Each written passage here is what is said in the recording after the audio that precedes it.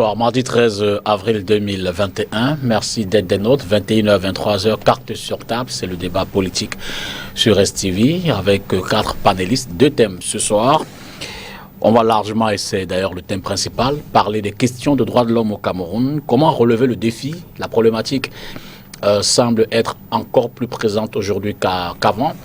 La semaine dernière, ou quelques jours un peu plus tôt, vous le savez, un certain nombre de mouvements de la société civile, aussi bien internationaux que nationaux, ont donc publié des rapports sur la situation ou l'état des droits de l'homme au Cameroun, Amnesty International qu'on connaît sur le plan international, mais ici sur le plan local, Stand Up for Cameroun, l'un des mouvements qui, en son sein, regroupe société civile et partis politiques, bien d'autres structures également de la société, a publié son rapport, c'était vendredi dernier, qui retrace, selon lui, les enquêtes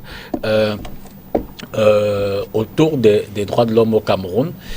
Ce sera donc le premier thème de ce soir, et puis on va en quelques mots commenter d'abord la vie de Victor Issémé Lukete. Vous le savez, sous fond d'hommage, le fond des Baford nous a quittés. C'était le 10 avril, à 103 ans presque, vice-président, ou du moins doyen d'âge du Sénat camerounais. Ça n'est donc allé. On va dire un mot ce soir. On parlera également, toujours dans la rubrique commentaires, de la Covid-19 avec la vaccination qui est lancée à Yaoundé. D'ailleurs, on a pu voir le ministre de la Santé publique, Manaouda Manachi, lancer ce mouvement en prenant lui-même son injection. Bonsoir Franck Essi. Bonsoir Dipita, bonsoir à vos téléspectateurs et bien sûr à mes compagnonnistes. Je rappelle, vous êtes Stand Up for Cameroun, ce mouvement, je l'ai dit, mais également par ailleurs secrétaire général de l'une des structures qui font partie de Stand Up for Cameroun, le mouvement pour alors le parti politique Cameroun People Party, le CPP. Effectivement, mais je suis aussi membre du groupe de travail qui produit le rapport sur les droits humains parce que je participe aussi à la documentation et la rédaction de ce rapport. Donc c'est à ce titre que je suis aussi là. Merci infiniment de cette amitié renouvelée. À ma droite, Maître Joseph-Claude Biliga, bonsoir. Oui, bonsoir.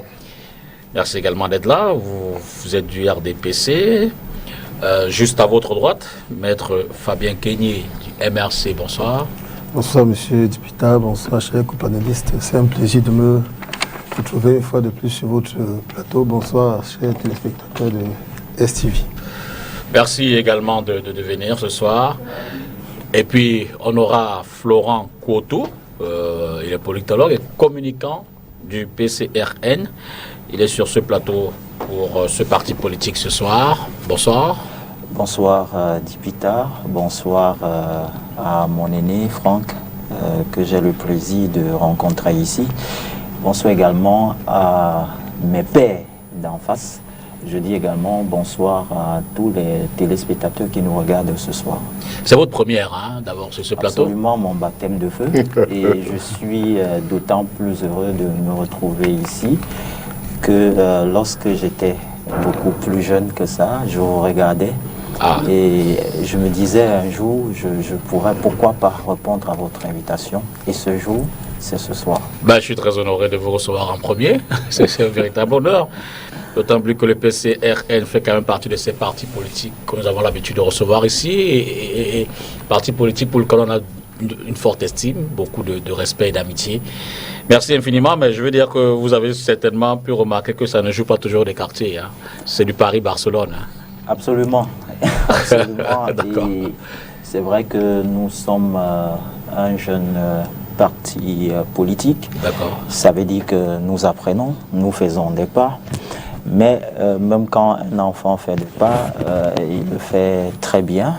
Et je pense que mes pères et mon aîné, ce soir, vont me faire des cadeaux. Transition, et puis on commence par les petits commentaires au menu de l'émission de ce soir.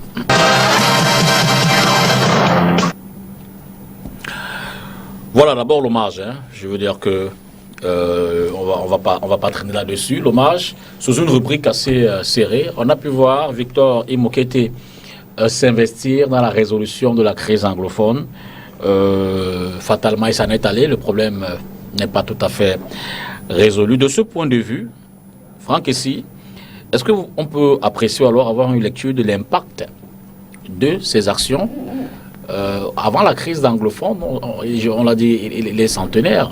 Il a une dizaine de décennies il avait une dizaine de décennies sous ses épaules. Donc il a vécu la réunification. Il est parti du fédéralisme de la réunification. Il a vécu le passage du Cameroun, de la République unie du Cameroun à la République du Cameroun. Il a vécu le retour au pluralisme politique dans les années 90. Il est passé par le grand dialogue national.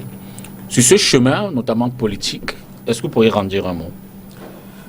Permettez-moi d'abord, avant de commencer, d'adresser aussi mes condoléances et ceux de mon parti à l'ensemble de sa famille et bien sûr à l'ensemble de la communauté Bafor, dont il était le chef suprême. Effectivement, le Cameroun perd un Camerounais, parce qu'il faut le dire, malgré tout ce qui s'est passé jusqu'ici, il a toujours été Camerounais. Il a dit à plusieurs reprises qu'il n'a jamais regretté d'avoir agi pour la réunification et que même si aujourd'hui le Cameroun se trouve dans une situation dramatique avec de nombreux morts, avec ce délitement, cet effondrement de la société, il a toujours pensé que nous étions faits pour rester unis et que notamment la solution était bien sûr un fédéralisme dont il a précisé à travers différents entretiens la nature. Et ce serait un fédéralisme à 10 États et qui permettrait justement à toutes les populations de vraiment se prendre en charge. Nous pensons qu'effectivement, il a œuvré. Nous pensons qu'il a été un acteur majeur dans la réunification, même si c'est un peu lui reproché qu'il n'a pas donné le maximum et que peut-être il n'a pas fait de service après-vente de cette réunification obtenue en 1961, dans le sens de peser pour que les engagements qui avaient été pris soient respectés. Il faut reconnaître qu'il a contribué. Et particulièrement par rapport à la crise anglophone, on se souvient qu'au début de l'irruption qu'on observait dans ces régions-là, en termes de revendications, en termes de protestation, il est une des voix qui a pensé que c'était au-delà de cette simple manifestation, ça posait des problèmes fondamentaux qui demandaient de revoir un peu le système global de gestion du pays. C'est dommage qu'il n'ait pas été entendu. Par la suite, il s'est exprimé. Il a été à l'initiative aussi avec certains chefs traditionnels d'une volonté de rencontrer le chef de l'État pour poser les propositions, etc. Malheureusement, comme lui-même il a dit à un média, le président actuel semble moins accessible que son prédécesseur. Mais pour les générations peut-être qui ne l'ont pas connu, moi je fais partie de ceux qui regrettent n'avoir pas encore lu son livre autobiographique. Et il faut savoir il faut savoir que c'est quelqu'un qui a occupé vraiment de très hautes fonctions dans ce pays et que c'est un véritable patriarche qui s'en va. Donc nous, notre seul espoir, c'est que tous celles qui sont ses descendants pourront faire plus et peut-être au-delà en termes de contribution à ce que les populations du Nord et du Sud-Ouest en particulier recouvrent la calmie dans un Cameroun nouveau qu'il faut absolument refonder. Donc nous saluons sa mémoire. Maître Kenyé. Oui, monsieur. Bon, alors Maître Biliga d'abord. Pardon, Maître Biliga. Ok. Non, allez, Maître, allez-y, hein, Biliga. Non, moi je m'associe à l'hommage de mon copanéliste, Franck Essi. Le Cameroun perd un Camerounais, un très grand homme. Et le destin veut que nous perdions au même moment pratiquement deux personnalités. Même quelque temps avant, c'est l'archevêque, le cardinal Christian Toumi, qui est du Nord-Ouest et qui également était un Camerounais entier, comme on peut dire. Et de l'autre côté, le chief Mokete, qui également est un Camerounais, quelqu'un qui a aimé son pays. Et c'est dommage que ces personnalités-là qui ont œuvré pour que la guerre cesse dans la région anglophone de notre pays soient morts sans avoir atteint l'objectif qui était celui de revoir le pays uni et vivre en paix. Je voudrais profiter de votre antenne, votre plateau, pour rendre un hommage également à un prélat qui nous a quittés cette nuit, l'abbé Clément Diawel, qui est mort cette nuit, qui fêtait il y a quelques semaines, je crois au mois de mars, j'avais été invité à cela, c'est 50 ans d'apostolat. Il est mort et je pense que toutes ces personnes, ces personnalités-là auraient souhaité voir, avant de mourir, le Cameroun réunifié, le Cameroun revivre totalement en paix. Nous espérons que ce que nous devons faire, nous, aujourd'hui, nous qui sommes vivants, pour rendre hommage à ces personnes-là, c'est de tout faire, d'œuvrer, chacun selon ses moyens et à son niveau, pour que la paix revienne dans notre pays.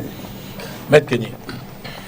Merci bien de me passer la parole. Moi, je voudrais dire qu'avec son âge de 103 ans, pratiquement, que vous avez évoqué, il faut bien dire que c'est une grâce avec l'espérance de vie dans nos pays qui déborde à peine 40-45 ans. C'est une véritable grâce. Comme on dit, mes présidents companélistes, je crois qu'il part quand même avec un peu de regret par rapport au conflit anglophone.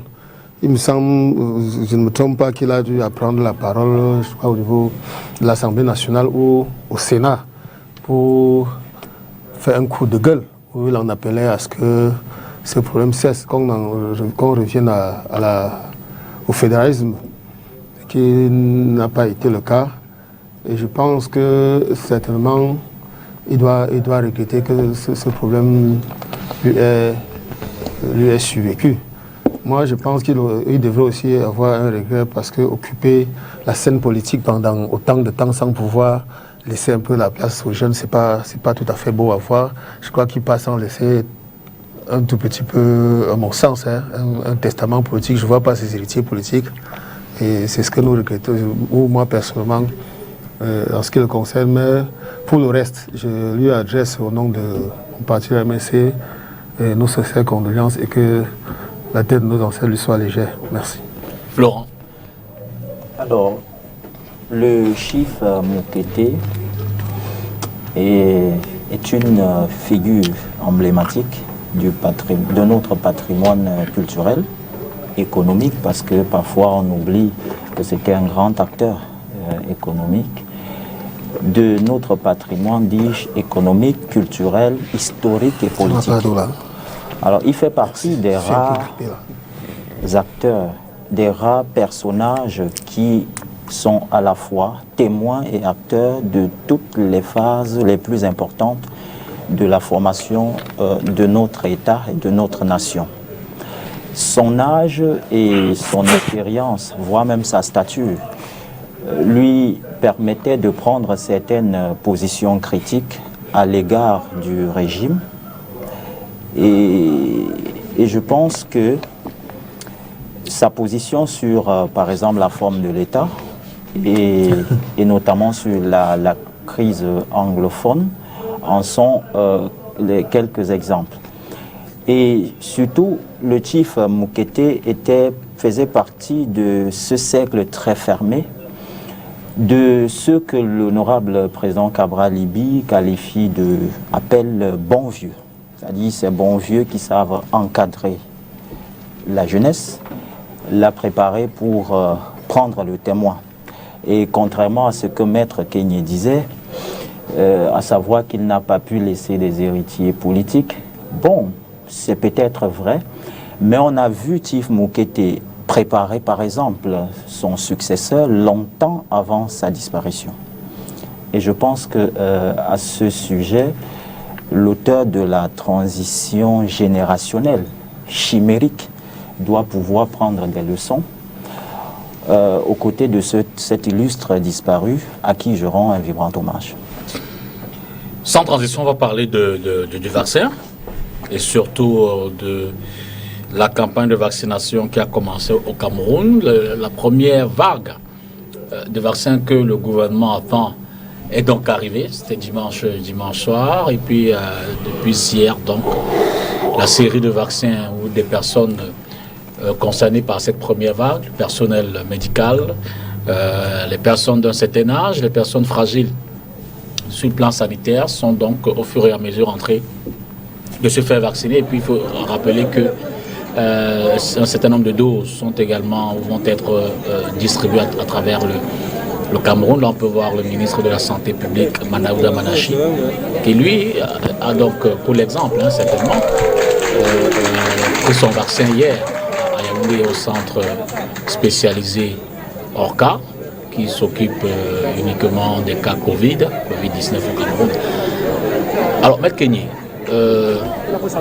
on peut quand même saluer cette avancée. Je veux dire que sur la place mondiale, quand on regarde la carte sanitaire, il y a un certain nombre de vaccins qui sont proposés, que l'on soit aux États-Unis, en Angleterre, en France. Ça varie peut-être d'un pays à l'autre, en Chine, mais au moins, face à cette pandémie qui traumatise littéralement le monde, les efforts sont faits, et au Cameroun également, qui c'est peut-être on essaie d'en joindre le pas.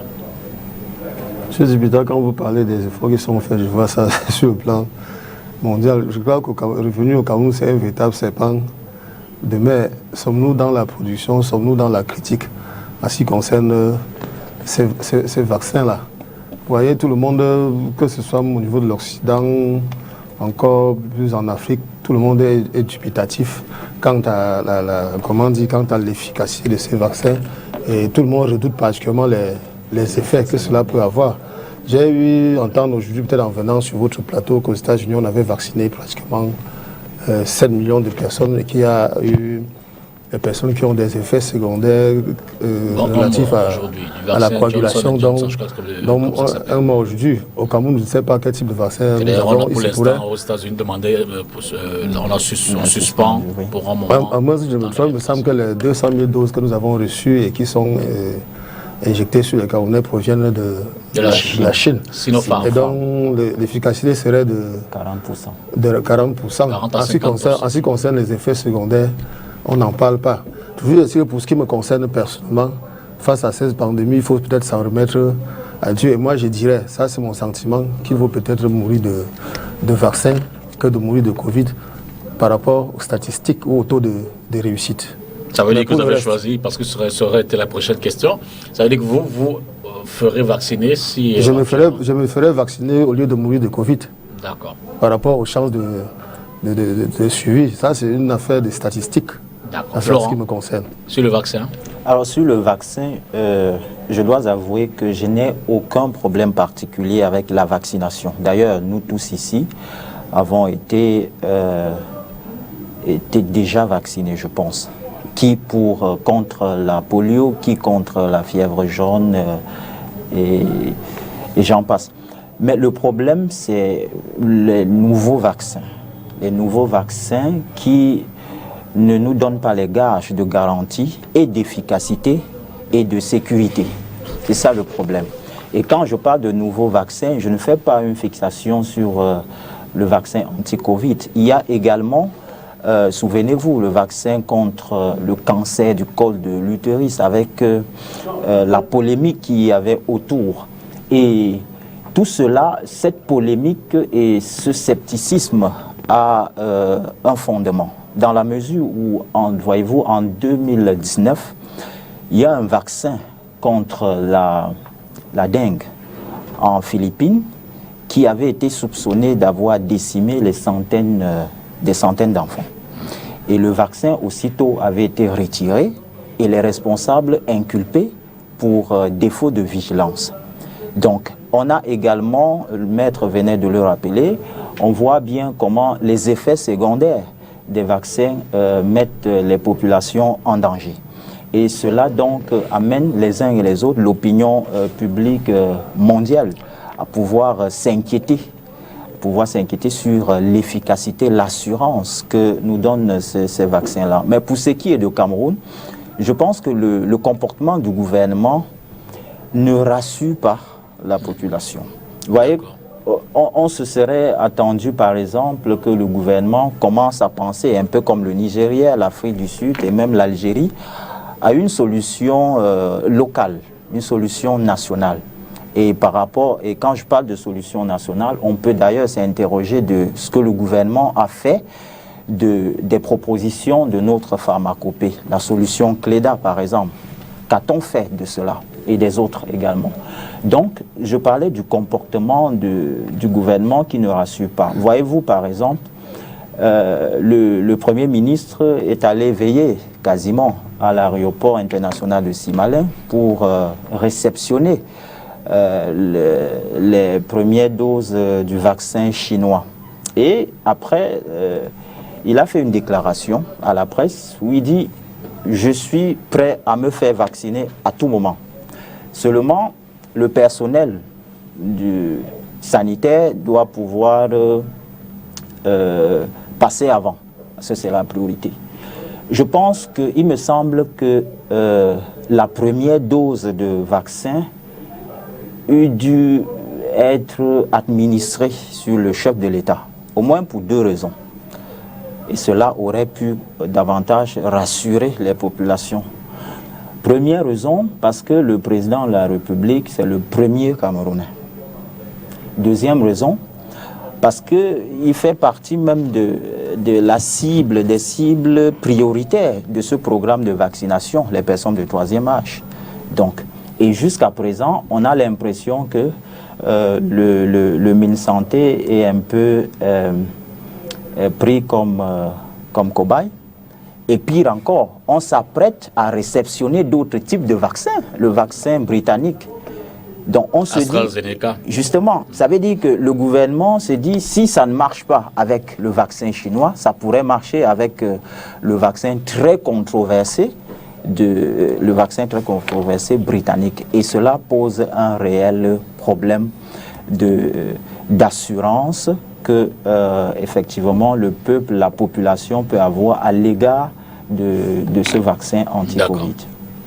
Maître Biliga. Oui, moi je pense qu'il y a des choses, il y a des sujets sur lesquels nous devons tous être d'accord. Hein. Celui qui consiste par exemple à ce que nous faisons tout faire pour qu'il n'y ait pas, ou bien qu'il y ait très peu de personnes qui meurent de la Covid. Ces derniers temps-ci, il y en a beaucoup. Parce que vous faites les statistiques entre l'année dernière, première vague, et cette vague-ci, on a l'impression que cette vague-ci est beaucoup plus meurtrière, et c'est ça le problème. Comment faire pour qu'elle ne soit pas meurtrière? Mon fils du PCRN a évoqué la pharmacopée africaine. Nous croyons qu'on est en train de l'utiliser. Hein. Pratiquement chacun d'entre nous essaye autant que faire se peut de boire de l'artémisia, de boire de gingembre, etc. Je pense que tous nous passons par là. Peut-être que le souhait, c'est qu'on aille un peu plus loin, c'est-à-dire que le gouvernement puisse prendre en considération cette thérapie, je veux dire, par exemple, celle faite par l'archevêque. Monseigneur Cléda. Monseigneur Cléda, il y a également l'autre qui est sorti par, je crois, Dr Payou, Koultara, quelque chose de ce genre. Koulbetara. Koulbetara. Donc je pense que ça également, ça doit participer. Mais le problème du vaccin, pour moi, est un problème plus complexe. Et le réduire au Cameroun, c'est faire preuve de mauvaise foi. C'est-à-dire que, tout à l'heure, en off, nous parlions de cette cacophonie qui a existé depuis que la Covid existe. Au début, on vous disait en France qu'il ne fallait pas porter les masques. Que les masques n'étaient pas protecteurs. Après, on vous a dit non, les masques sont protecteurs. On vous explique que non, on ne voulait pas dire, quand on disait que les masques n'étaient pas protecteurs, c'était parce qu'il n'y en avait pas suffisamment. C'est réservé seulement pour les médecins, les infirmiers et autres. Donc, aujourd'hui, il s'est posé un problème au niveau des vaccins. Lorsque les vaccins sont arrivés, la plupart des pays développés ont fait des commandes de vaccins au point où l'Afrique semblait être délaissée. C'est pour cette raison que l'Africain, qui est directeur de l'OMS, l'Éthiopien, a pris sur lui de mettre sur place ce qu'on appelle le COVAX. Le COVAX, c'est une structure qui permet aux pays africains de bénéficier auprès des fabricants de ces vaccins une partie de la vaccination. Le Cameroun, de départ, avait choisi ce vaccin AstraZeneca qui rentrait dans le cadre des vaccins COVAX. Parce que lorsque ça a commencé au Ghana, les gens ont dit, mais le Cameroun ne fait rien, voilà le Ghana qui a commencé, voilà d'autres qui ont commencé. C'est comme ça que c'est arrivé. L'incident, les cas de coagulation qui est intervenu dans l'administration des thromboses de AstraZeneca a fait que, au niveau de Cameroun, la commission scientifique qui était mise en place a été demandée de donner son avis elle a donné son avis en disant, en mettant des réserves quant à l'utilisation de ce vaccin. Or, aujourd'hui, compte tenu du fait que le vaccin doit être administré, il y a certains pays européens, par exemple, qui ont mis en place ce qu'on appelle les passeports vaccinaux. C'est-à-dire que vous ne pouvez pas passer à la frontière si vous n'avez pas ces passeports, si on ne vous a pas vacciné. Donc ça devient pratiquement un impératif qui s'impose à tout le monde. Le Cameroun pense que comme le premier vaccin a posé le problème, on va prendre le vaccin chinois. Malheureusement, aujourd'hui, même celui-là pose problème. Tous les vaccins qu'on va mettre, il y aura toujours... Il faut noter que le vaccin, c'est un médicament. Et un médicament, de manière générale, a toujours des effets secondaires. Tous les médicaments que nous prenons ont des effets secondaires. Vous les lisez sur les notices. Et les effets secondaires dépendent de la constitution des personnes. Donc, un vaccin qu'on peut prendre, que moi je peux supporter, peut ne pas être supporté par vous qui êtes encore plus jeune. Donc je pense que ce qu'il faut dire aujourd'hui, c'est d'encourager le gouvernement pour ce qu'il est en train de faire, parce qu'il est quand même en train de faire quelque chose. Parce que si le gouvernement n'avait pas fait d'apporter les vaccins ici, il y aura des gens qui vont dire que non, tous les pays du monde, tous les pays africains, même les plus pauvres, on peut obtenir des vaccins. Le Cameroun ne veut pas, ne protège pas ses populations. Je voudrais éviter ce débat qui porte sur le fait que c'est le président de la République qui doit être le premier à être vacciné. Je pense que c'est tout ça. Même s'il avait été le premier à vacciner, il y aurait toujours des gens pour dire non. Pourquoi c'est lui qui a commencé à être vacciné? Il fallait attendre que ce soit les malades ou les médecins, le ministre de la Santé. Oui. Appelez-le ainsi. En cobaye, il a la première vaccination. Ça veut dire que le gouvernement a pris la vaccination. Donc, ce vaccin, on n'a pas peur. Le gouvernement, à travers son ministre de la Santé, s'est fait vacciner. Donc, je pense que ce n'est pas une polémique, pas un problème qu'il faut poser comme... il ne faut pas créer une polémique sur ce problème-là. Ce que nous pouvons demander, prier, c'est que nous ayons les vrais vaccins, que nous ayons des vaccins de bonne qualité, que nous avons des vaccins en quantité suffisante pour pouvoir vacciner le maximum de personnes possible. Et il y a un problème qui n'a jamais été, jusqu'à ce jour, qu'on ne parvient pas, dont on ne trouve pas encore de solution, je pense, ou bien la réponse, c'est de savoir, est-ce que ces vaccins sont immunisants? Est-ce que lorsqu'on vous aurait vacciné, vous ne tomberez plus malade? La réponse à cette question n'est pas évidente, n'a pas encore été donnée au jour d'aujourd'hui. Donc je pense que c'est ça, cette incertitude, qui pose problème. D'autant plus que le vaccin peut se prendre d'ailleurs en 2 phases. Ceux qui sont vaccinés hier doivent y repartir le 11, je crois, c'est un espace de 10 à 2 semaines. Franck, ici, sur le vaccin? Je crois que ce n'est pas un désir de faire la polémique pour la polémique, mais il y a de réels motifs d'inquiétude. La première chose déjà, je souscris bien sûr à tous ceux qui disent que la maladie existe. Il ne faut pas croire que c'est quelque chose d'irréel. Il faut prendre toutes les dispositions à un niveau personnel pour éviter de la contracter. Ça veut dire se laver les mains et respecter la distanciation sociale et autant que possible respecter les autres mesures qui intègrent justement le renforcement des capacités immunitaires à partir sans doute de notre pharmacopée naturelle. Mais la chose quand même qui est importante de dire, c'est qu'il faut aider le gouvernement à bien faire son travail. Il ne faut pas simplement encourager et sans questionner et sans relever ce qui actuellement est tout à fait inquiétant. La première chose, c'est que grâce peut-être au fait que les États-Unis, l'Europe sont entre guillemets des espaces un peu plus ouverts, on est avant des réserves, des inquiétudes qui peuvent peser sur AstraZeneca, Johnson & Johnson, les vaccins premiers qui ont été mis sur le marché, les marchés occidentaux et qui sont administrés aux populations. Mais que savons-nous du vaccin chinois? Normalement, je n'ai pas entendu qu'on a envoyé des missions d'experts camerounais dans tous ces pays pour faire leur propre évaluation. Donc ça veut dire que d'un point de vue stratégique, d'un point de vue de notre indépendance, de notre autonomie, c'est un point tout à fait inquiétant sur lequel on doit absolument progresser parce qu'en tant que pays, la question que je me pose, c'est que avons-nous les institutions, les dispositifs pour évaluer nous-mêmes si ce qui nous vient d'ailleurs comme un don, comme une aide, ne sera pas nocif pour nos populations. La deuxième chose, c'est on n'a pas les informations sur Sinopharm et je crois que le gouvernement n'a pas commencé par AstraZeneca parce que c'est ce qui est le plus en avant. Mais la réalité aussi avec Sinopharm, en dehors du fait qu'apparemment son efficacité serait même moindre que celle des autres vaccins, c'est comme on l'a dit ici, les effets secondaires. Le troisième point, pour ceux même qui disent qu'ils ne veulent pas se vacciner, je les rassure en disant même que la réalité est même encore plus violente. Il faut savoir qu'actuellement, les Occidentaux eux-mêmes se battent pour produire plus et pour vacciner plus rapidement leur population. Et c'est même grâce à quelques efforts de pays africains, d'ONG, qu'une petite partie est en train d'être envoyée dans les pays pauvres, entre guillemets, tels que les pays africains. Donc c'est même pour dire que vous n'êtes même pas la priorité. Et quand on regarde ce qui est annoncé comme quantité au Cameroun, ça ne suffit même pas à vacciner le tiers ou voir le cas de Douala, l'ensemble des vaccins. Peut-être même déjà le personnel médical. Voilà, donc c'est même pour dire qu'en réalité, voici où on doit poser la question au gouvernement. Si vous avez opté pour une stratégie de vaccination, mais quels sont vos objectifs et quels sont les moyens qui sont mis en œuvre, que ce soit à titre seul, en tant que pays, ou en rapport avec d'autres pays, pour obtenir plus de vaccins ou pour, comme j'ai vu en France récemment, fabriquer sur les unités du continent, les unités de production pharmaceutique en prenant les brevets.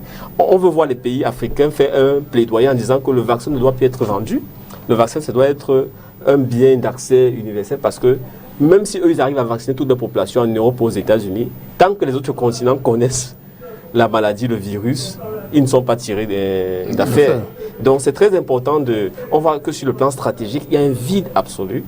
Et je reviens maintenant sur le plan opérationnel en termes de gestion même de la pandémie et pour dire que je m'associe à tous les personnels de santé qui sont délaissés parce que l'ensemble des protections minimales requises en termes de matériel, en termes de disponibilité des tests, en termes de mise à disposition d'espaces qui permettent de bien faire leur travail, malheureusement ne sont pas réunis.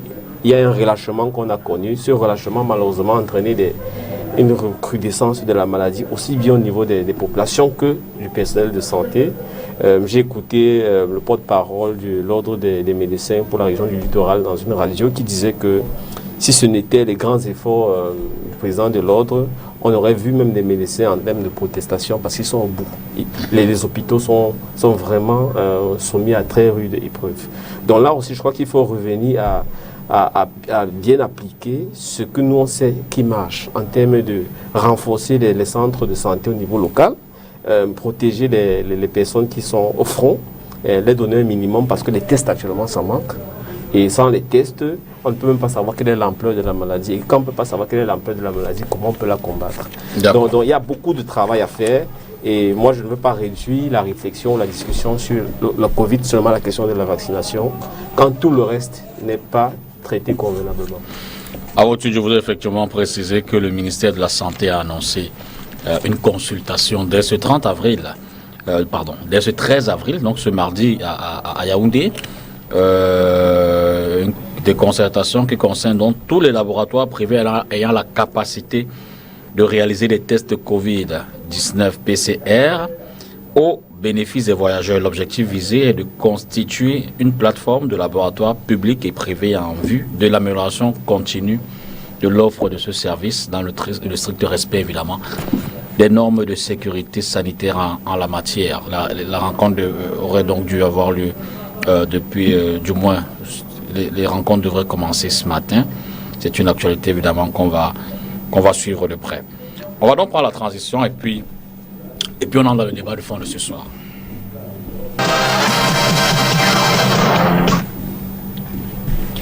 Alors le thème principal de l'émission de ce soir, c'est donc autour des droits de l'homme. Comment relever le défi? Avant peut-être d'y aller, je vais prendre l'avis des uns et des autres. Maître Kenyé, je reprends à nouveau par vous sur l'état des lieux que vous faites de la situation des droits de l'homme au Cameroun. L'idée que vous en avez, en plus d'être un homme de droit, un avocat au barreau du Cameroun, les réalités éventuellement que vous rencontrez, que vous vivez, comment ça se présente, et puis on va évoluer dans le débat. Chacun fera cette forme d'état des lieux dans un premier temps. Monsieur Zibita, je dois vous avouer que comme acteur de la justice avocat, mon confrère et conseiller maître Biliga ne me démentira pas, le Cameroun vit un véritable drame à l'heure actuelle en ce qui concerne les droits de l'homme. Sur le vécu, comme je vous dis, nous sommes au quotidien confrontés, n'est-ce pas, aux droits de l'homme dont les signes les plus visibles peuvent être regardés au niveau des enquêtes dont les Camerounais sont l'objet, des procès dont ils sont aussi des sujets. Vous aurez constaté que depuis pratiquement un certain temps, ou bien cela a été toujours le cas, pendant les arrestations et les gardes à vue, la torture est carrément érigée en règle, n'est-ce pas? Au niveau de la détention, malgré le fait que les instruments juridiques internationaux et les règles de droit interne consacrent la liberté qui est le principe, systématiquement dans tous les procès, sans qu'on ait les preuves ou quelques preuves que ce soit, nos juges qui poursuivent les éventuels infracteurs ou ceux qui ont eu mal à partir avec la loi, les mettent systématiquement sous mandat de dépôt avant de rechercher les preuves contre ces personnes. Et cela s'est observé. L'un des cas les plus tristes est celui du professeur Mendozé, qui est mort presque comme une loque humaine, alors que son procès ne s'est pas encore achevé, malgré il n'avait pas encore été l'objet d'une condamnation définitive, malgré tout le temps qu'il a passé en prison. Je crois que pratiquement 10 ans pour un procès, c'est carrément assez court. Vous avez les cas de Madou Marafat, n'est-ce pas, qui croupit encore dans les geôles de la prison. Son procès n'est pas encore terminé. Il y a le cas d'Amadou Famoulke, l'ancien président de l'État Assiatiu. Il en est pratiquement à 56 renvois dans son dossier sans jugement, c'est trop. Or, il se trouve qu'au niveau international de la législation, c'est comme si le Cameroun se refusait à lui-même d'appliquer ses propres textes. Parce que nous avons ratifié tous les instruments internationaux à ce qui concerne les droits de l'homme. Dans la Charte des Nations Unies, la Déclaration universelle des droits de l'homme, le Pacte international relatif aux droits civils et politiques, le protocole facultatif se rapportant au Pacte international relatif aux droits civils et politiques, le Pacte international relatif aux droits économiques, sociaux et culturels. Parfois, les Camerounais ne savent pas que la santé, l'éducation, n'est-ce pas, font partie des droits de l'homme. Or, il faut bien retenir, nous avons aussi ratifié le pacte contre la torture. Et ces instruments, on s'en est appropriés, on les a insérés tant dans le code de procédure pénale camerounais, qui est l'un des meilleurs codes du protecteur des libertés qu'au niveau, que dans le code de procédure pénale. Il se trouve maintenant que sur le terrain, les acteurs qui sont appelés, n'est-ce pas, à traduire ces textes-là, pour que les Camerounais puissent en juger, ne le font pas. Or, ces personnes sont passibles. Malheureusement, à titre personnel, n'est-ce pas, des sanctions. Vous aurez constaté par exemple que la justice camerounaise est totalement inféodée à l'exécutif.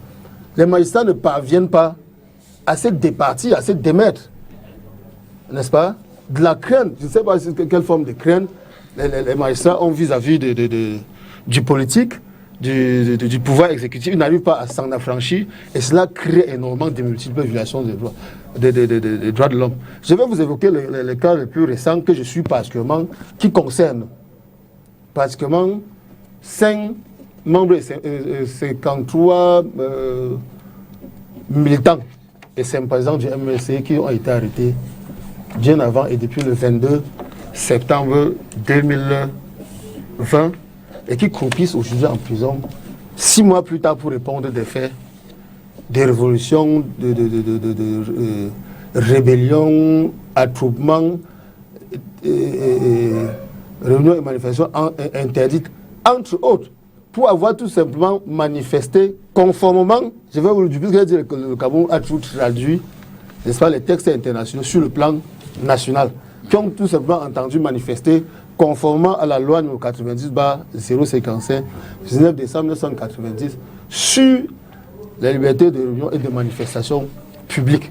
Et dans ce texte-là, le maximum de la peine qui est prévu en cas de manifestation interdite est par exemple de 6 mois, mais je vous parle des gens qui en sont aujourd'hui à plus de 6 mois de prison et qui sont traduits devant le tribunal militaire et sont passibles des peines pouvant aller jusqu'à l'emprisonnement à vie. Or, la convention internationale que je venais tantôt de traiter, convention internationale dont je venais tout à l'heure de citer, interdit systématiquement que des civils soient justiciables du tribunal militaire. Donc le Cameroun, bien qu'il ait intégré dans son corpus juridiques, ces instruments internationaux a du mal à les appliquer sur le terrain. C'est pour ça que je vous dis que sur le plan pratique, moi qui suis avocat, j'ai pu dire et conclure que le Cameroun vit un véritable drame à l'heure où nous sommes. Florent Kenyé, sur la question des droits de l'homme. Florent Couateau. Un état des lieux. Parle. Florent, maître, excusez-moi. Florent Couateau. Excusez-moi. Alors, en même temps, c'est une bénédiction. Quand on s'appelle Kenyé, je pense qu'on est brillant. Alors, à la suite de Maître Kenyé, donc, je dois juste dire qu'on ne saurait faire l'état des lieux des droits de l'homme actuellement au Cameroun sans évoquer, par exemple, les foyers de tension, de crise, comme la crise anglophone, sur laquelle mon grand frère Franck a beaucoup travaillé, sans évoquer la guerre entre le Cameroun et Boko Haram et subsidiairement les affrontements au niveau de la frontière Cameroun-Centrafrique. Évidemment, et Maître est revenu largement déçu, on ne peut pas manquer de parler du fonctionnement même de notre système judiciaire qui laisse transparaître des abus terribles, n'est-ce pas, des violations terribles contre les droits de l'homme. Alors, en ce qui concerne, par exemple, la crise anglophone, disons que cette crise est la conséquence même de la violation par le gouvernement des droits de l'homme. Il vous souvient qu'en 2016, des avocats, des enseignants et autres activistes se sont levés, sont descendus dans la rue à l'effet de revendiquer leurs droits culturels, sociaux et politiques. Et le gouvernement, qu'a-t-il fait? Le gouvernement leur a servi une répression terrible, ce qui a conduit aujourd'hui à une conséquence désastreuse. On parle de plus de 4000 morts, des milliers de déplacés, des vies complètement détruites, des femmes assassinés, des enfants assassinés, des kidnappings, des viols, ainsi de suite. Donc tout est parti de la violation même des droits, des libertés, notamment la liberté d'expression. Or, ces activistes manifestaient de façon pacifique.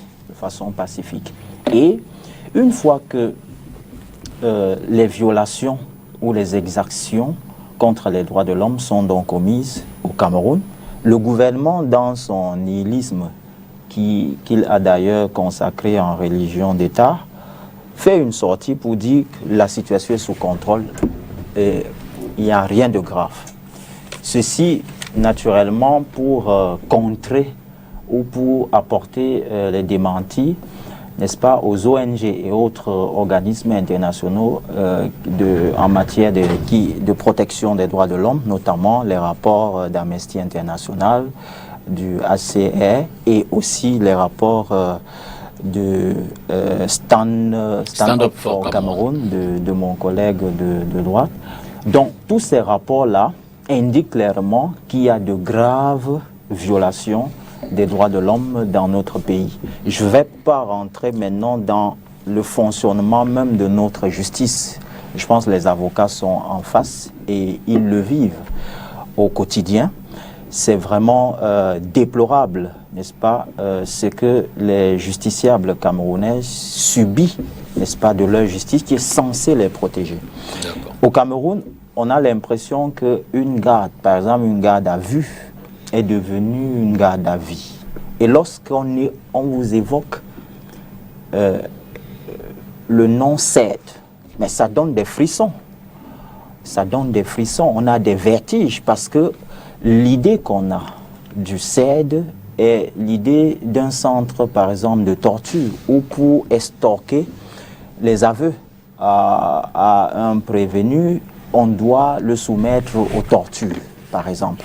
Et lorsqu'on fait une incursion dans nos prisons, on constate au regret les conditions inhumaines et dégradantes dans lesquelles se débattent au quotidien les prisonniers. comme si ces derniers ne disposaient plus ou ne jouissent plus de leurs droits. Même or, bien qu'étant des prisonniers, ils sont toujours protégés par les droits de l'homme et leur honneur ainsi que leur dignité doivent être ne préservés. méritent pas pour autant d'être jetés aux chiens. Je pense que tout au long du débat, nous allons apporter d'autres éléments qui indiquent clairement que notre pays a un gros problème des droits de l'homme. Maître Joseph Claude Béliga, Oui, l'état des lieux. Oui, l'état des lieux peut mieux faire. Moi, je pense on peut améliorer la situation aujourd'hui. Mais cette situation n'est pas celle que j'ai entendue. Et sur ce plateau, il faut être honnête et faire une sorte de comparaison en rentrant en arrière. Comparaison du Cameroun d'hier, au Cameroun d'avant 90, d'avant les lois de 90 dont a fait allusion tout à l'heure mon confrère, et plus grave encore le Cameroun de 82. Vous n'étiez pas encore né. Vous ne seriez même pas en train de parler comme ça sur un plateau de télévision.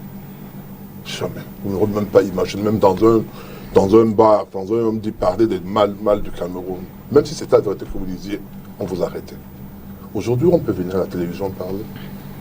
Moi, je me rappelle jusqu'en 90, il y avait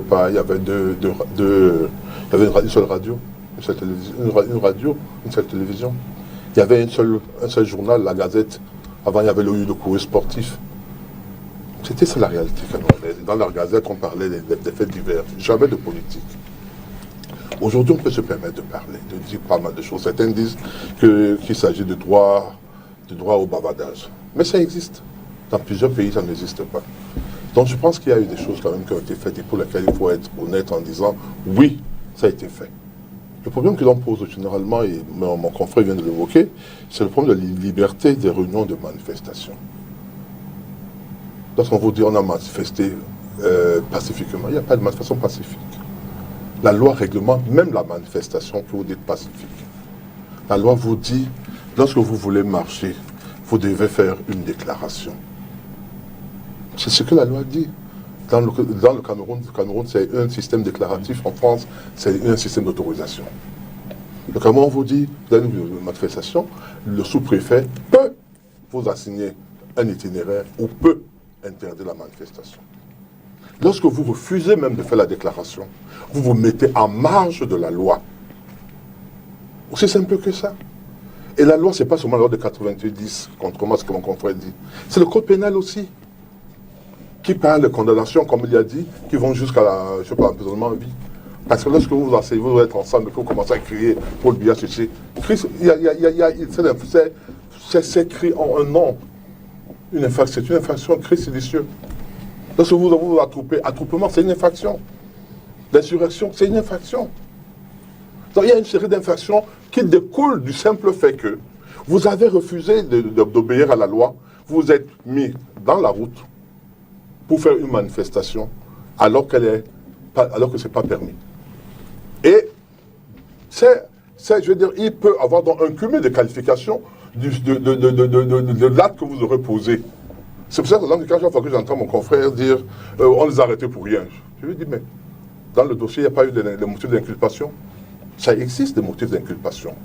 Si vous estimez qu'ils ont été arrêtés pour rien, maintenant vous avez dit que la justice n'existe pas, je ne voudrais pas rentrer dans ce débat. Vous allez devant la justice, vous dites voilà, on m'a arrêté à tort, je n'ai rien fait, la justice va voir si elle va vous mettre en liberté ou pas. Moi je dis, et je l'ai toujours dit, j'ai fait cette comparaison avec le Cameroun d'hier. Je le fais avec les pays qu'on peut appeler les pays développés. Guantanamo existe. Mais Guantanamo existe dans un contexte de guerre. Le nord-ouest et le sud-ouest existent dans un contexte de guerre. Le militaire qui va en guerre n'est pas le même militaire que vous allez rencontrer en route ici. Encore que chez nous, même on voit ces militaires qui construisent les ponts, et vous n'en parlez pas, pour au bénéfice des populations du nord-ouest et du sud-ouest, qui se transforment en enseignants dans les écoles et collèges, qui se renseignent, qui se transforment en médecins dans ces centres au nord-ouest et du sud-ouest.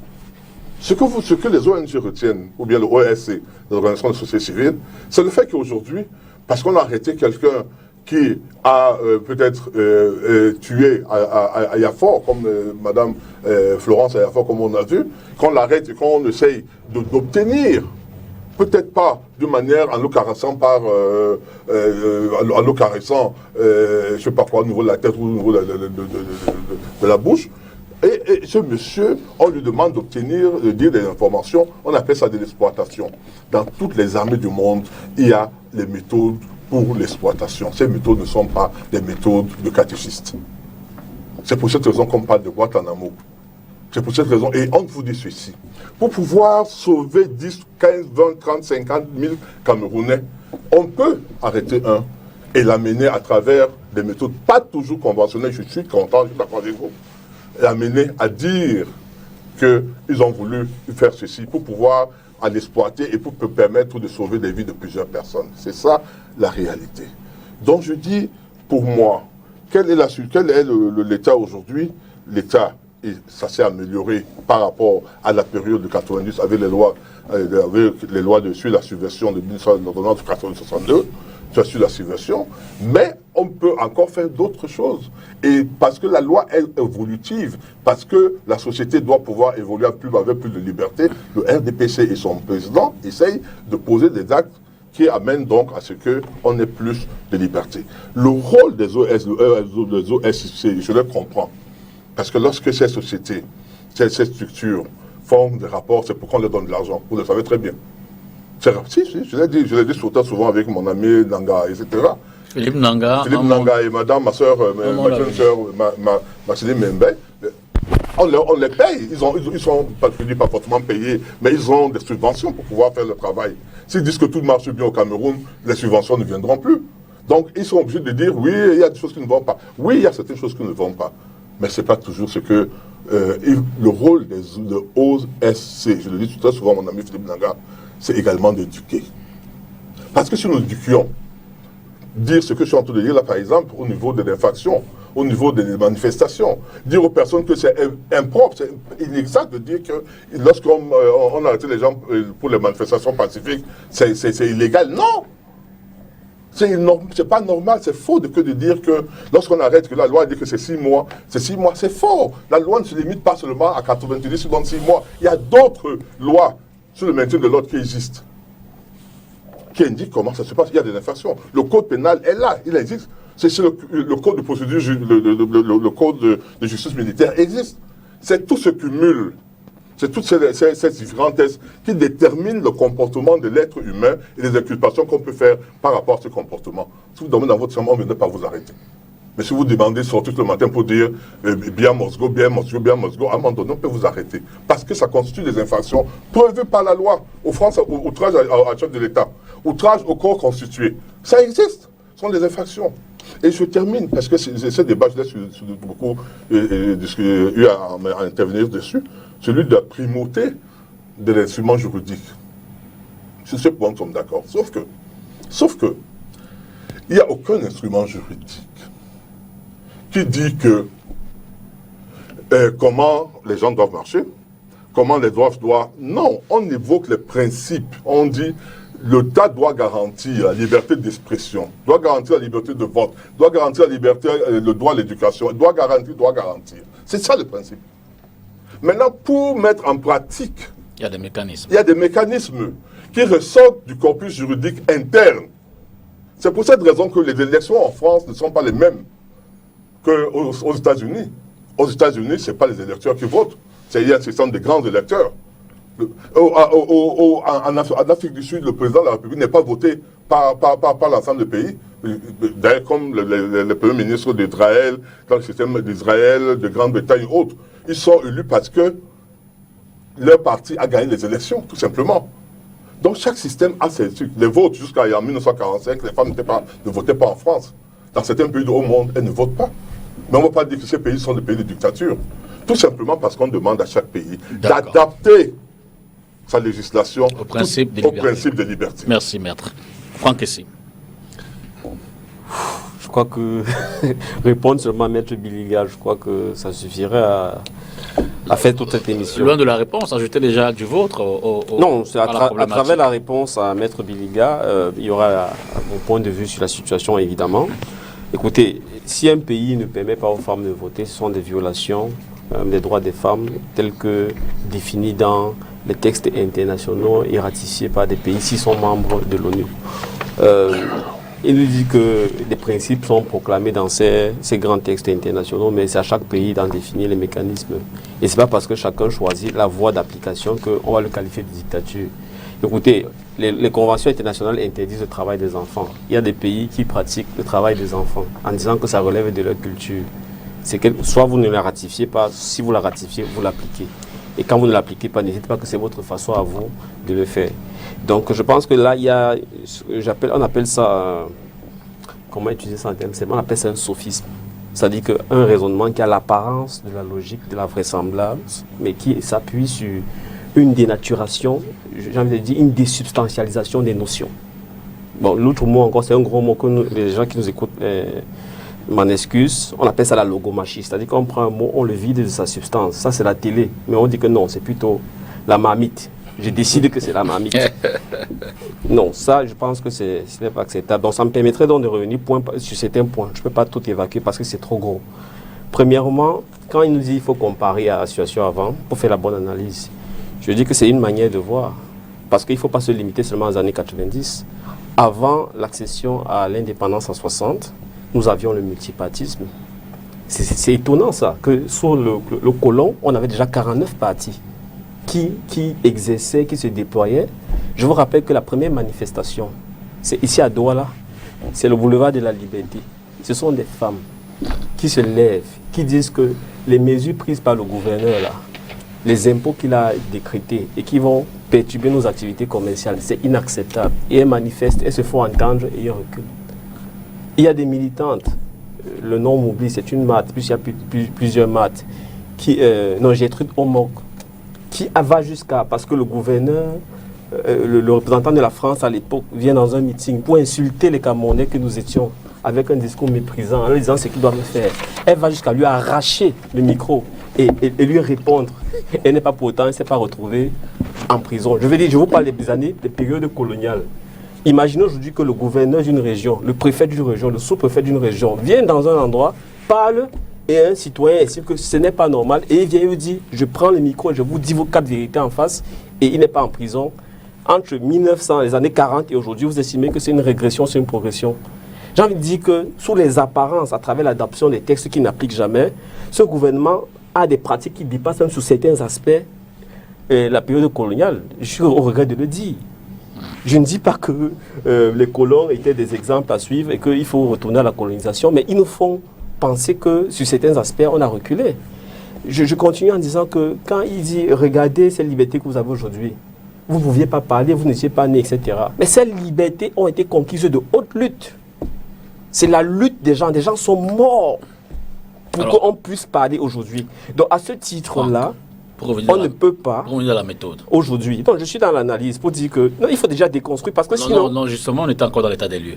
Je suis dans l'état des lieux pour dire que la situation... mais là, vous avez commencé à répondre essentiellement à Maître. Bon, on est dans... C'est la façon d'implanter l'état des lieux. On pousse le débat, peut-être je... Non, allez-y. Je vous dis que dans l'état des lieux, il y a... Je te cours, je souris tout simplement. Il y a des mandarins, il y a des représentants de l'ordre actuel qui cherchent à justifier que l'esprit et la lettre de la loi, c'est que lorsque des sous-préfets, des préfets et des ministres prennent en otage des institutions, manipulent la loi pour imposer le respect de leur ordre à eux, il faut s'y plier et contester ça. Ce n'est plus la liberté d'expression, c'est la sédition, c'est l'insurrection. C'est ça que nous contestons, ce dévoiement de l'esprit et de la lettre des lois. C'est de ça qu'il s'agit. C'est-à-dire que le problème aujourd'hui au Cameroun, c'est que justement, on a pris des normes, on a adopté pour faire habillage, mais la réalité de la pratique, c'est une... J'utilise encore le mot désubstantialisation des choses pour les dévoyer, pour maintenir le statu quo. Et ce qui se passe actuellement, c'est que, de façon concrète, tout ce maquillage, cet habillage-là qui semblait tenir, parce que pendant longtemps, on nous a parlé de paix, ne tient plus. On a des situations qui accélèrent et qui sont des révélateurs de la vraie nature du régime, en ce sens que ça montre les violations systématiques et massives. Il a rappelé par exemple tout ce théâtre de tensions, de conflits qui existent dans le pays, qui sont les lieux où on observe des choses pas possibles, inacceptables, qui ne se justifient pas. Moi, j'aimerais bien qu'on ait un débat sur l'efficacité de la torture. Parce que ça, c'est un discours qu'on entend surtout de certaines forces de l'ordre. C'est un discours qu'on entend de certains, entre guillemets, avocats. Mais il y a aussi des experts de la question, des experts en interrogation, qui ont défendu des thèses contraires avec des chiffres qui montrent que c'est plus efficace de ne pas torturer. J'aimerais qu'on ait ce genre de débat aussi dans ce pays. Parce que si donc vous estimez que pour l'exploitation, ça c'est le terme consacré, de certains suspects, il faut passer à d'autres méthodes non conventionnelles et illégales. Mais à partir de ce moment, pourquoi vous ratifiez des textes que vous n'appliquez pas? Et c'est là le premier indicateur de comparaison. Quand on veut comparer, on veut analyser, on veut évaluer l'état des lieux, on regarde que disent nos textes, que disent nos principes, que disent les valeurs qui définissent ce que signifie être Camerounais. Parce que ce qui fait de nous des Camerounais, c'est notre Bible qu'on appelle la Constitution. C'est la spécificité, c'est la caractéristique, c'est ça que nous devons chérir.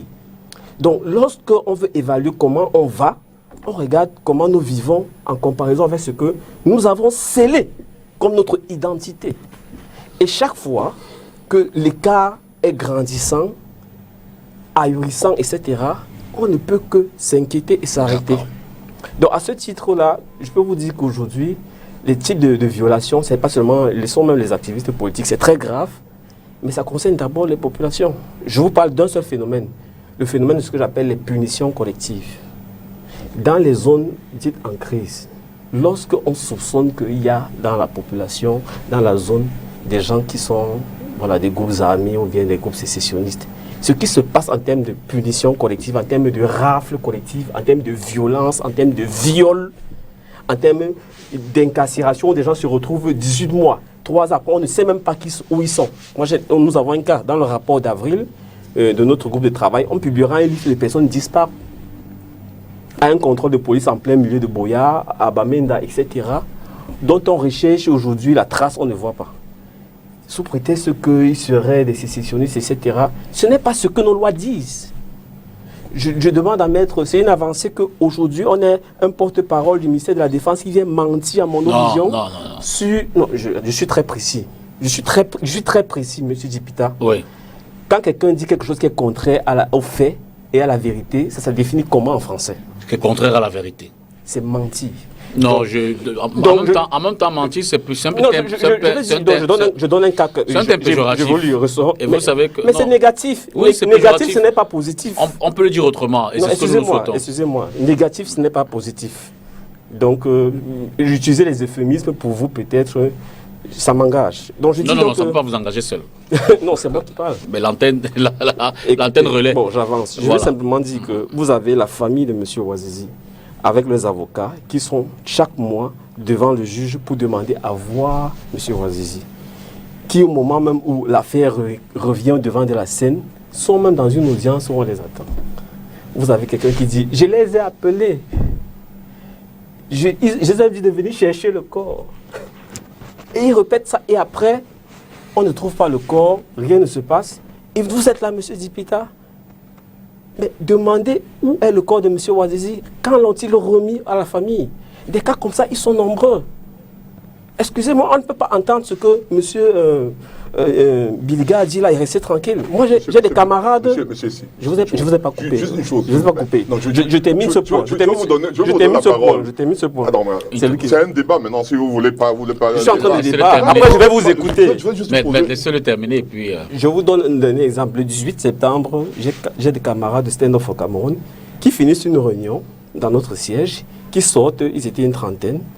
Parmi les gens qui sortent pour prendre le taxi, etc., on en prend 4. Aujourd'hui, ils sont condamnés, ils sont en prison depuis 6 mois. Tout à fait. On leur reproche d'insurrection, etc. Et nous, on vient, c'est-à-dire, mais c'est nous qui avons convoqué la réunion. On vous laisse. C'est nous qui sommes les responsables. Voici l'ordre du jour de la réunion, voici ce qui a été discuté. C'est nous qui sommes responsables. On nous laisse. Ils sont toujours en prison. On marche sur la tête et vous nous dites qu'on respecte les lois, que c'est une avancée. D'accord. Il faut 1000 ans pour que quelqu'un qui soit le procureur, qui soit le juge, dise que non, ça, ce n'est pas conforme à ce que... D'accord, Franck. On a la loi. Deux choses. Maître, ouais, allez-y. La première, lorsqu'on viole un principe international, quelle ascension? Quelle ascension? Parce que là... Je ne l'ai pas coupé, je vous écoute. Lorsqu'on vous dit que la France a signé des conventions dans le cadre de l'Union européenne, etc., sur l'agriculture et autres, et que la France a violé. Parce que les lois également sont là pour être violées, en tous les cas. Les lois sont là pour être violées. Oui, bien sûr, si elles n'existaient pas. Si on ne les violerait pas. Non, la finalité de la loi, c'est qu'elles soient violées. Non, c'est pas ce que je suis en train de dire. Elles sont là pour. Oh mon Dieu. Parlons le français. Maintenant, vous m'avez coupé la parole. Non, je veux comprendre. Ok. Donc, je vais dire donc que les lois sont là. Lorsqu'on les viole, c'est pour ça qu'il y a des magistrats. C'est pour ça qu'il y a des avocats. Parce que si on ne les violait pas, il n'y aurait pas de magistrats, de d'avocats. On est d'accord sur ce point. Donc, lorsque, par exemple, vous avez ratifié une convention et que vous n'appliquez pas, qu'est-ce qu'on vous fait? Vous voulez que je vous réponde? Vous allez répondre tout à l'heure. La deuxième chose que je voudrais dire, c'est que je vous ai suivi parler tout à l'heure. Vous avez parlé de Cameroun, vous avez parlé de vos arrestations. Pas une seule fois. Je vous ai entendu parler de Mme Ayafor. Pas une seule fois. Je vous ai vu parler de ces personnes qu'on a vues ici, tuées avec comment on appelle ça, avec des couteaux, avec des hammers, comment on appelle ça, des marteaux. Ça, vous avez vu également ça? Apparemment, non, laissez-moi. J'ai publié. Apparemment, j'ai publié. Non, je parle de ce. Vous avez lu une seule de mes communiqués? Je parle de ce plateau. Je parle de ce plateau. Donc sur ce plateau, vous avez dit tout ce que vous avez à dire sur ce sujet? Vous laissez parler maintenant. Ouais, c'est vous qui me coupez la parole. Tout à l'heure, tu voulais modérer. Non, mais justement, je modère, je vous demande. Monsieur Franck, ici. Si vous voulez rentrer dans ce débat, vous ne sortirez pas avec moi. Moi, c'est mon travail. Même vous couper la parole, je peux le faire. Donc, c'est pas ça. On garde la dynamique. Ce que je voudrais vous faire comprendre, c'est pas parce que dans votre tête, vous croyez qu'il n'y a pas de liberté que vous dites qu'il n'y en a pas. C'est ce que je suis en train de vous faire comprendre. Et je dis, le principe est celui-là. S'il faut qu'on vous tue, monsieur Ifan. Non, c'est un mauvais exemple. C'est un mauvais exemple. Je préfère vous stopper. Oui. Prenons un autre. S'il faut tuer un X, un background, pour sauver la masse, on peut le faire. C'est qui? Si. Non, je veux dire, il faut que vous puissiez le comprendre. Ce n'est pas une question. Allez dans les écoles de guerre, on vous le dira. On vous le dira. C'est quelle loi qui dit ça? Les principes, ce n'est pas les lois. Quelle loi qui dit ça? Aller dans une école de guerre. Je dis l'individu face au groupe. On doit sauver le groupe. C'est pour cette raison que dans nos sociétés, lorsque vous étiez malade d'une maladie contagieuse, on vous isolait, on vous laissait en brousse. Sinon, vous l'avez suivi. On vous prenait, on vous mettait en brousse. Quand les gens étaient par exemple lépreux, ils ne restaient pas en société parce qu'on voulait sauver la société. Il y a un principe qui dit, lorsque vous avez une main qui vous on la coupe. C'est ça le principe qu'il faut noter.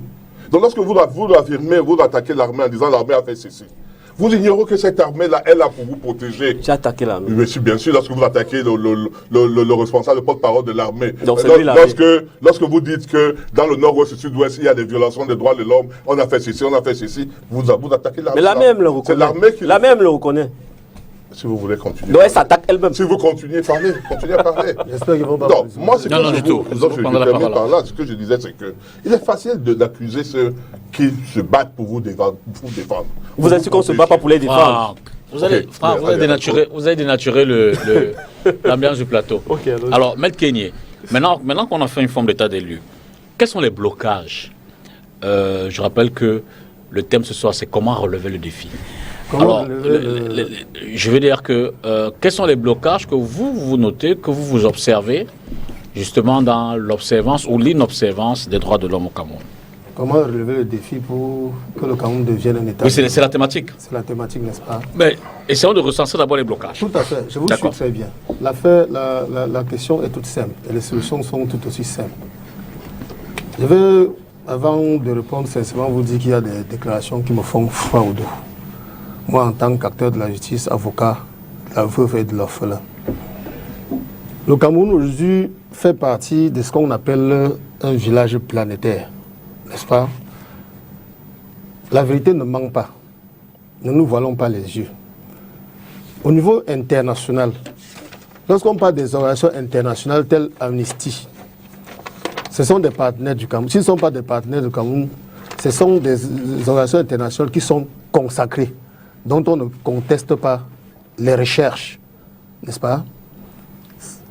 Pour ne prendre que cette organisation ainsi que le REDAC, c'est clair dans leur rapport, ils disent qu'il y a des violations intolérables des droits de l'homme au Cameroun.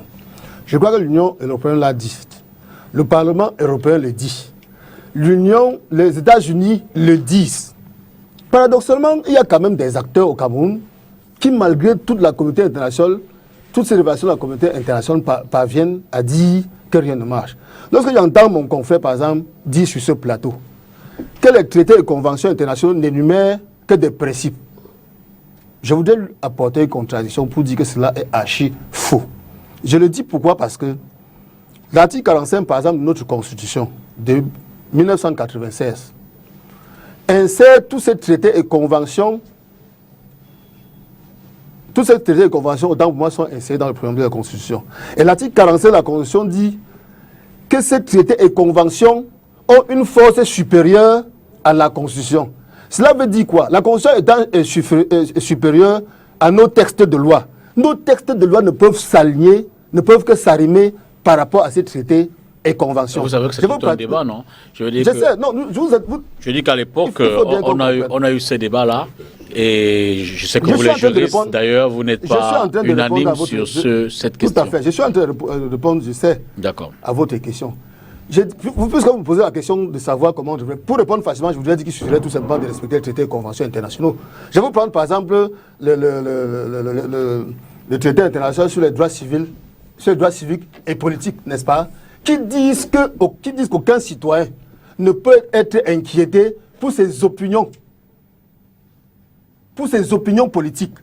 Sur le plan national, cela est traduit par la loi numéro 90/55 du 19 décembre 1990. N'est-ce pas? Cette loi est bien là. Est-ce que l'administration camerounaise n'inquiète pas les civils qui veulent seulement juger de cette loi? J'ai là devant moi la Convention contre la torture, autres peines ou traitements cruels, inhumains et dégradants. Le Cameroun a ratifié cette convention-là depuis le 29 juin 1987. Vous êtes certainement témoin, et c'est vos chaînes de télévision qui le démontrent, combien les Camerounais sont victimes de torture. C'est devenu la règle. Je voudrais évoquer le cas du premier vice-président, GMSC. Vous avez vu comment elle a été torturée, traduite déportée au niveau du 7, alors qu'il purgeait une peine d'emprisonnement, alors qu'il était en détention provisoire à la prison centrale de Yaoundé. Vous voudrez qu'on mette un terme à cela comment? Rien qu'en respectant les textes, les conventions et traités internationaux qu'on a ratifiés. Et il faudrait bien rappeler aux Camerounais, qu'ils le sachent, que pour obtenir des financements auprès de la communauté internationale, il y a des conditionnalités. Et c'est le respect de ces conventions et traités internationaux qui font partie, n'est-ce pas, de ces conditionnalités-là. Nous avons comme impression aujourd'hui que le Cameroun va à l'extérieur ratifier ces traités pour se voiler la face. Quand mon confrère, par exemple, dit qu'avant 1990, ou avant peut-être l'événement de leur créateur, on ne pouvait pas tousser. Le Cameroun évolue. Il me semble qu'en ce moment, nous n'avions pas de bus qu'on emprunte aujourd'hui pour aller à Yaoundé. Il me semble qu'à ce moment-là, on n'avait pas de télévision. Les lois de 90 nous permettent aujourd'hui de manifester, nous permettent de manifester nos opinions. Or, quand vous le faites, on vous arrête pour rébellion, insurrection et autres. Je préfère peut-être cette époque parce qu'on savait tout au moins à quoi s'attendre. Puisqu'on savait que les lois sur la subversion vous empêchaient de parler, vous n'aviez qu'à vous taire et vous ne risquez rien. Nous avons les textes de 90 sur les libertés d'association, des réunions d'opinion et autres. Lorsqu'on les manifeste, nous avons un adversaire politique pour ce qui concerne, puisque je parle pour le compte du MLC, qui prend sur lui de nous museler, de nous arrêter. Vous me posez la question de savoir comment est-ce qu'on devrait faire pour mettre un terme à ça. Il suffit tout simplement d'appliquer les textes que nous nous sommes donnés. Est-ce que vous avez entendu qui que ce soit a été arrêté ou même poursuivi à la suite de la torture dont Mamadou Mouta a été victime? Florent Koto, sur les blocages. Alors, permettez-moi de revenir d'abord sur l'anachronisme que Maître a employé. Maître qui est d'ailleurs, il y a deux maîtres là. Le maître du RDPC, Maître Biliga, qui est d'ailleurs pour ma part mal placé, et Franck ici l'a si bien expliqué. Je pense qu'en 82, oui, je n'étais pas encore né, cher maître, mais je pense qu'aujourd'hui, l'instrument d'évaluation des avancées de notre pays, sur tous les plans, en réalité, ce n'est pas le passé. Au-delà des textes, tels que Franck l'a rappelé, c'est aussi l'avenir, l'idéal qu'on poursuit, qu'on s'est fixé. On a parlé, par exemple, en matière d'économie, vous évoquez souvent l'émergence à l'horizon 2035. Qu'est-ce que le Cameroun veut devenir, par exemple, en matière des droits de l'homme, de la démocratie à l'horizon 2035, par exemple? Est-ce que pour avancer, on doit faire une fixation sur le passé et se contenter dans une forme de complaisance sur les quelques avancées qu'on a pu enregistrer par rapport au passé? Je ne pense pas. Je pense que pour évaluer notre avancée, on doit pouvoir nous mirer sur nos textes, la Constitution, les textes de loi et les conventions qu'on a ratifiées. C'est de ça qu'il est question. Et de voir si effectivement on les applique. Et lorsqu'on observe ce qui se fait sur le terrain d'application, on est au regret même de constater qu'il y a un écart considérable. Et je peux également comprendre votre confort. Vous êtes du parti au pouvoir, c'est normal. C'est vous êtes à table actuellement. Mais je vous rappelle que le feu professeur Gervais Mendoza était également votre camarade. Et vous avez vu ce qu'il a subi, l'humiliation. C'est pas direct. L'humiliation dans laquelle il est parti. Non, c'est ce point. Oui, non, il faut le dire. Non, vous me parlez il faut pas. le dire. Non, c'est une façon de dire, non, là, je ne vous contentez pas. Vous devez vous indigner. Vous devez vous indigner. Même si les violations ne sont pas contre vous ou contre votre famille. Monsieur, parlez des principes, ne me parlez pas de moi. Quand il s'agit de violations, je ne vous permets pas de parler de moi. Quand il s'agit des violations, de tout Camerounais que ce soit, vous en tant que maire, vous devez vous indigner. N'attendez pas que ça arrive. Parlez votre truc. Parce que de toutes les façons, ce régime a démontré que Florent va pas tous une seconde. Il n'est pas reconnaissant, Juste une précision. même envers des personnes loyales. Florent. Mais je présume que quand il dit vous, c'est pas un tuto personnel. Non, mais c'est tout personnel. Non, c'est certainement. Il était du RDPC, non? Je vous dis et je vous répète. Oui, mais quand il dit vous, c'est vous le RDPC, non? Monsieur, vous ne connaissez pas. Je n'ai jamais bénéficié de quoi que ce soit du RDPC. Non, je suis pas sûr que c'est personnel.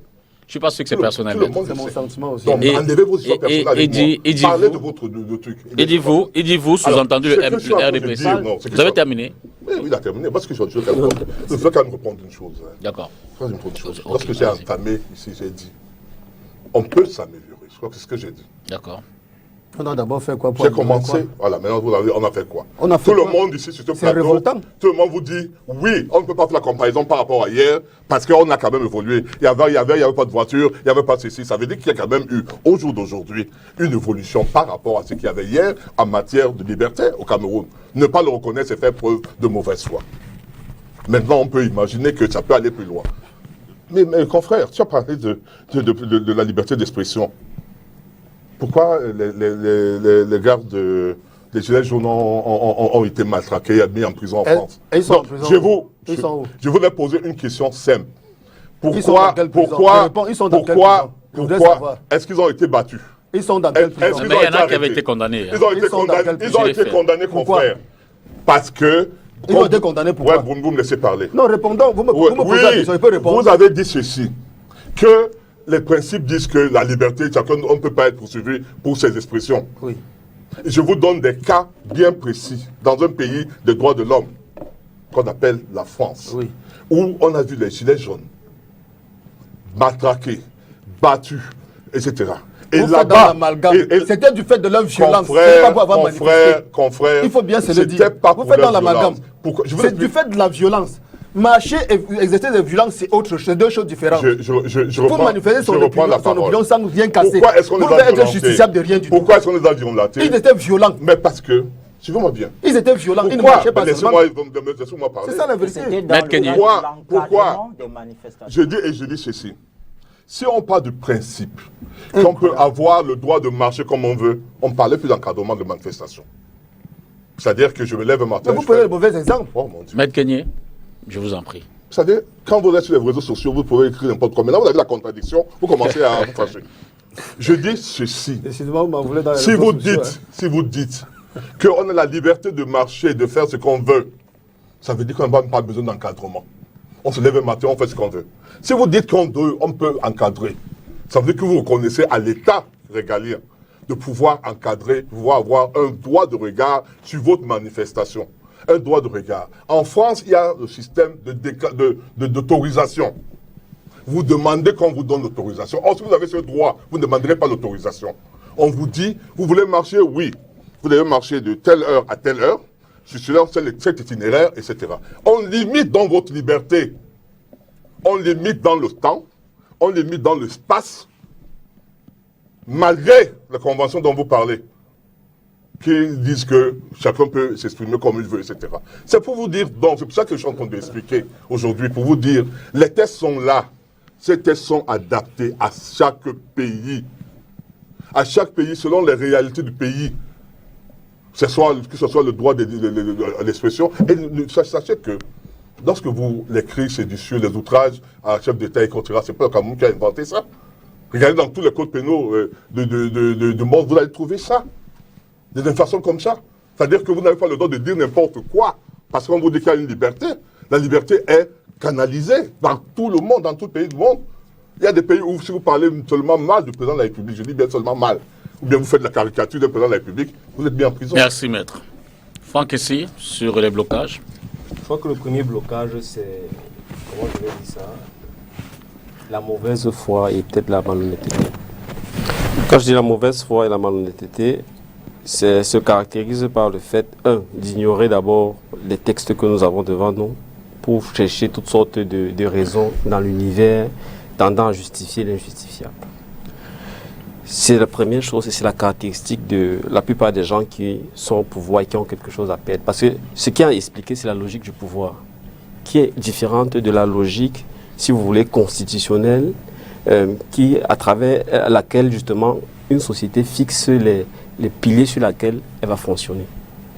Convenez avec moi que si moi je suis au pouvoir, je me sens menacé par des adversaires, je me sens contesté par une partie de la population qui est mécontente de mon travail, forcément, il y aura un conflit.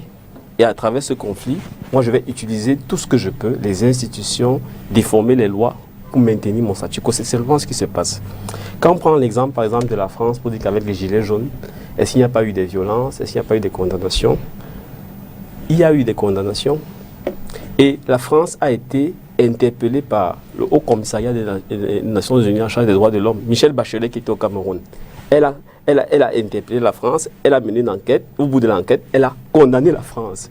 La Cour européenne des droits de l'homme a condamné la France. Et au moment où je vous parle, en France, il y a plusieurs affaires en cours, pas seulement contre certains gilets jaunes qu'on accuserait de violence, mais contre des policiers, contre des ministres qui ont donné des ordres. Le préfet actuel de Paris, le préfet Lallemand, il fait l'objet de poursuites diverses. Et ce n'est pas parce que ça n'a pas encore abouti que ça ne va pas aboutir un jour. La France aussi n'est pas un exemple. Ce qui doit rester notre référent, c'est nos textes. C'est comme si on est à la maison. Je suis le papa, j'ai ma femme, j'ai des enfants. J'ai, devant Dieu et les hommes, pris l'engagement de m'occuper de ma femme et d'élever mes enfants. Je les tape, je les prive de nourriture, je les empêche de s'épanouir. Et le jour où ils se plaignent, on dit, mais vous ne voyez pas que le voisin s'est pillé là-bas? Vous ne voyez pas que par rapport à hier, je tape moins que hier, je tapais 10, je tape maintenant 5? Est-ce que c'est ça la manière de raisonner? Donc le deuxième obstacle, c'est que quand il dit que Philippe Nanga doit éduquer, je crois que les premiers gens qu'on doit éduquer, c'est ceux qui sont aux affaires.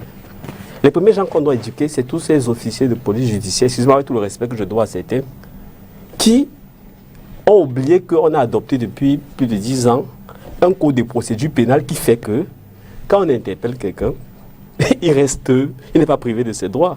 Il a droit à un conseil, il a droit à la vie de sa famille, il ne peut pas être violenté, il ne peut pas être brutalisé. Et plus grave, l'ordre des avocats, il me semble en septembre 2019, a dénoncé le fait qu'on ne permettait même plus aux avocats de venir faire le travail. Pas seulement les activistes, les simples citoyens ordinaires. Donc si c'est sur Mars ou sur Jupiter, comme me disent, c'est bien au Cameroun. Est-ce que cette pratique-là, même le gouvernement actuel n'a pas admis que non, il faut faire quelque chose? Mais après, il faut faire quelque chose. Est-ce que la situation a changé? Non, puisqu'on a subi l'inédit. La fin d'année dernière, dans un tribunal au Cameroun, où on lance des bombes lacrymogènes et des gaz lacrymogènes sur des avocats. Donc moi, je ne veux pas rentrer dans ce genre de débat qui relève, de mon point de vue, avec tout le respect que je dois, de la mauvaise foi et de la malhonnêteté. Je dis que c'est la première chose. La deuxième chose, c'est que, et là c'était, moi je ne venais pas discuter avec M. Biliga, il va défendre toujours ce qu'il défend. Moi je venais m'adresser aux Camerounais parce que aucune nation ne naît grande. Toutes les nations sont l'œuvre de leurs citoyens. Moi, je suis convaincu que plus il y aura de Camerounais qui connaissent leurs droits, qui s'efforcent d'exercer leurs droits, dans le respect des droits et des libertés des autres, le pays se portera mieux. Parce que, entendez bien, quand nous disons nous défendons les droits de l'homme, nous encourageons au respect des droits de l'homme, ce n'est pas seulement l'État vis-à-vis de nous.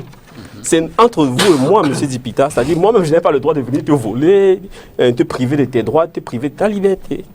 Donc je pense que c'est l'éducation à la citoyenneté. C'est ce qui fait même, quand on dit être Camerounais, ça veut dire quoi? C'est pas être fan de Samuel Eto'o, c'est pas être fan des Lions Indomptables. Être Camerounais, c'est être conscient qu'il y a un texte là, qui a un préambule, qui a des articles, qui dit que voici ce que nous sommes. Il y a une histoire dont nous sommes aujourd'hui les continuateurs, avec des ancêtres qui ont fait des sacrifices pour que nous puissions avoir une vie toujours plus meilleure.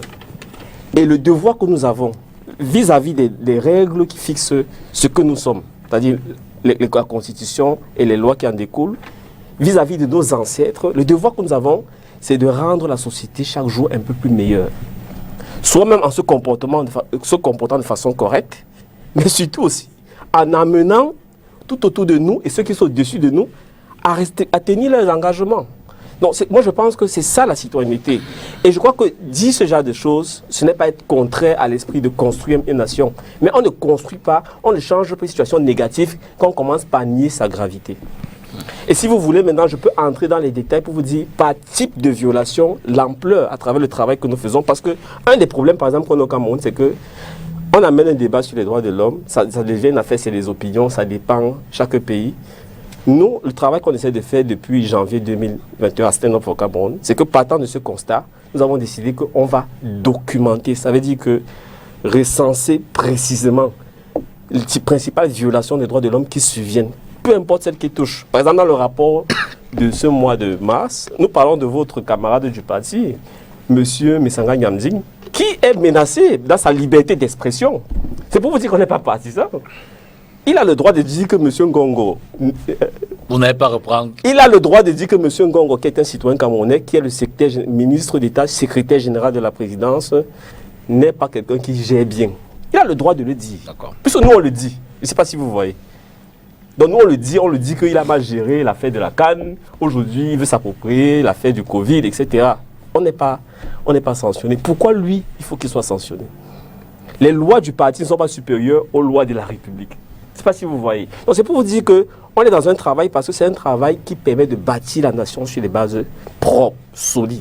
Et je ne sais pas pourquoi vous avez été choqués. Il y a de nombreux ministres qui sont en prison aujourd'hui. Certains parmi eux, moi je m'en souviens, quand on les interpellait sur l'état de nos prisons, les conditions carcérales inacceptables, les injustices qui étaient commises, certains disaient, avec les mêmes réponses, écoutez, aucun pays n'est parfait, tout ça, c'est mieux, on est en train d'avancer. Et aujourd'hui, c'est les premiers à faire des correspondances, d'écrire à l'ONU pour dire que je suis victime d'un procès inéquitable, etc., etc. Pour dire que la route tourne, faisons attention. Défendons ce qui, au-delà de nous, profitera à tout le monde. Maître Biliga, tout en répondant, je voudrais quand même ajouter cette autre question. Peut-on allier préservation des biens et des personnes, préservation de la sécurité intérieure, de la sécurité des frontières et respect des droits de l'homme? Je vous laisse également associer à votre réponse. Ça, c'est l'objectif. C'est l'objectif, en fait. C'est-à-dire pouvoir associer cela. Mais parfois, c'est difficile. Ce que j'explique, moi, ce qui m'amuse souvent, c'est que lorsque les gens parlent, ils se tiennent là, parce qu'ils sont de ce côté. Demain, ils diront exactement ce que je suis en train de dire aujourd'hui lorsqu'ils seront de l'autre côté. Vous pouvez vous la mission. Tout à l'heure, monsieur ici a parlé de Nanga. Et c'est exactement ce que je faisais reprocher à Nanga, ce qu'il vient de faire. Il m'a donné raison. En éduquant les Camerounais, en disant voilà ce qu'on doit faire, voilà. C'est ce que je reproche aux OSC.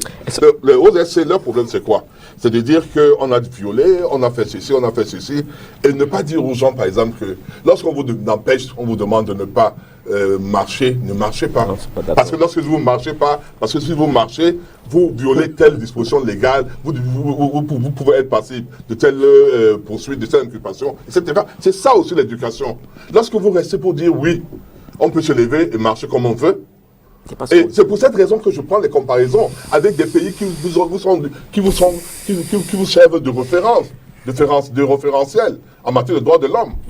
Vous dites des pays bananières. Je vous dis, voilà, les États-Unis, Guantanamo, c'est pas au Cameroun. Les prisons d'Abu Ghraib, c'est pas au Cameroun. C'est dans les pays où on vous parle des droits de l'homme. L'histoire de ce noir qu'on a tué récemment avec Flotte. Flotte, c'est pas au Cameroun. Et vous pouvez pas... Monsieur, maître, vous savez très bien que, chers confrères, que beaucoup de personnes qui sont impliquées dans les violations des droits de l'homme au Cameroun sont poursuivies au tribunal. Les policiers sont révoqués, etc. Hier, aujourd'hui, tu es avocat. Regarde dans l'étude d'avocat, il y a un message, je crois que sort du secrétaire de l'ordre, je ne sais pas quoi, qui invite les avocats, membres de la commission en charge d'indemnisation des personnes arrêtées et détenues illégalement à se réunir. Est-ce que ça, je mens? C'est sorti, ça existe.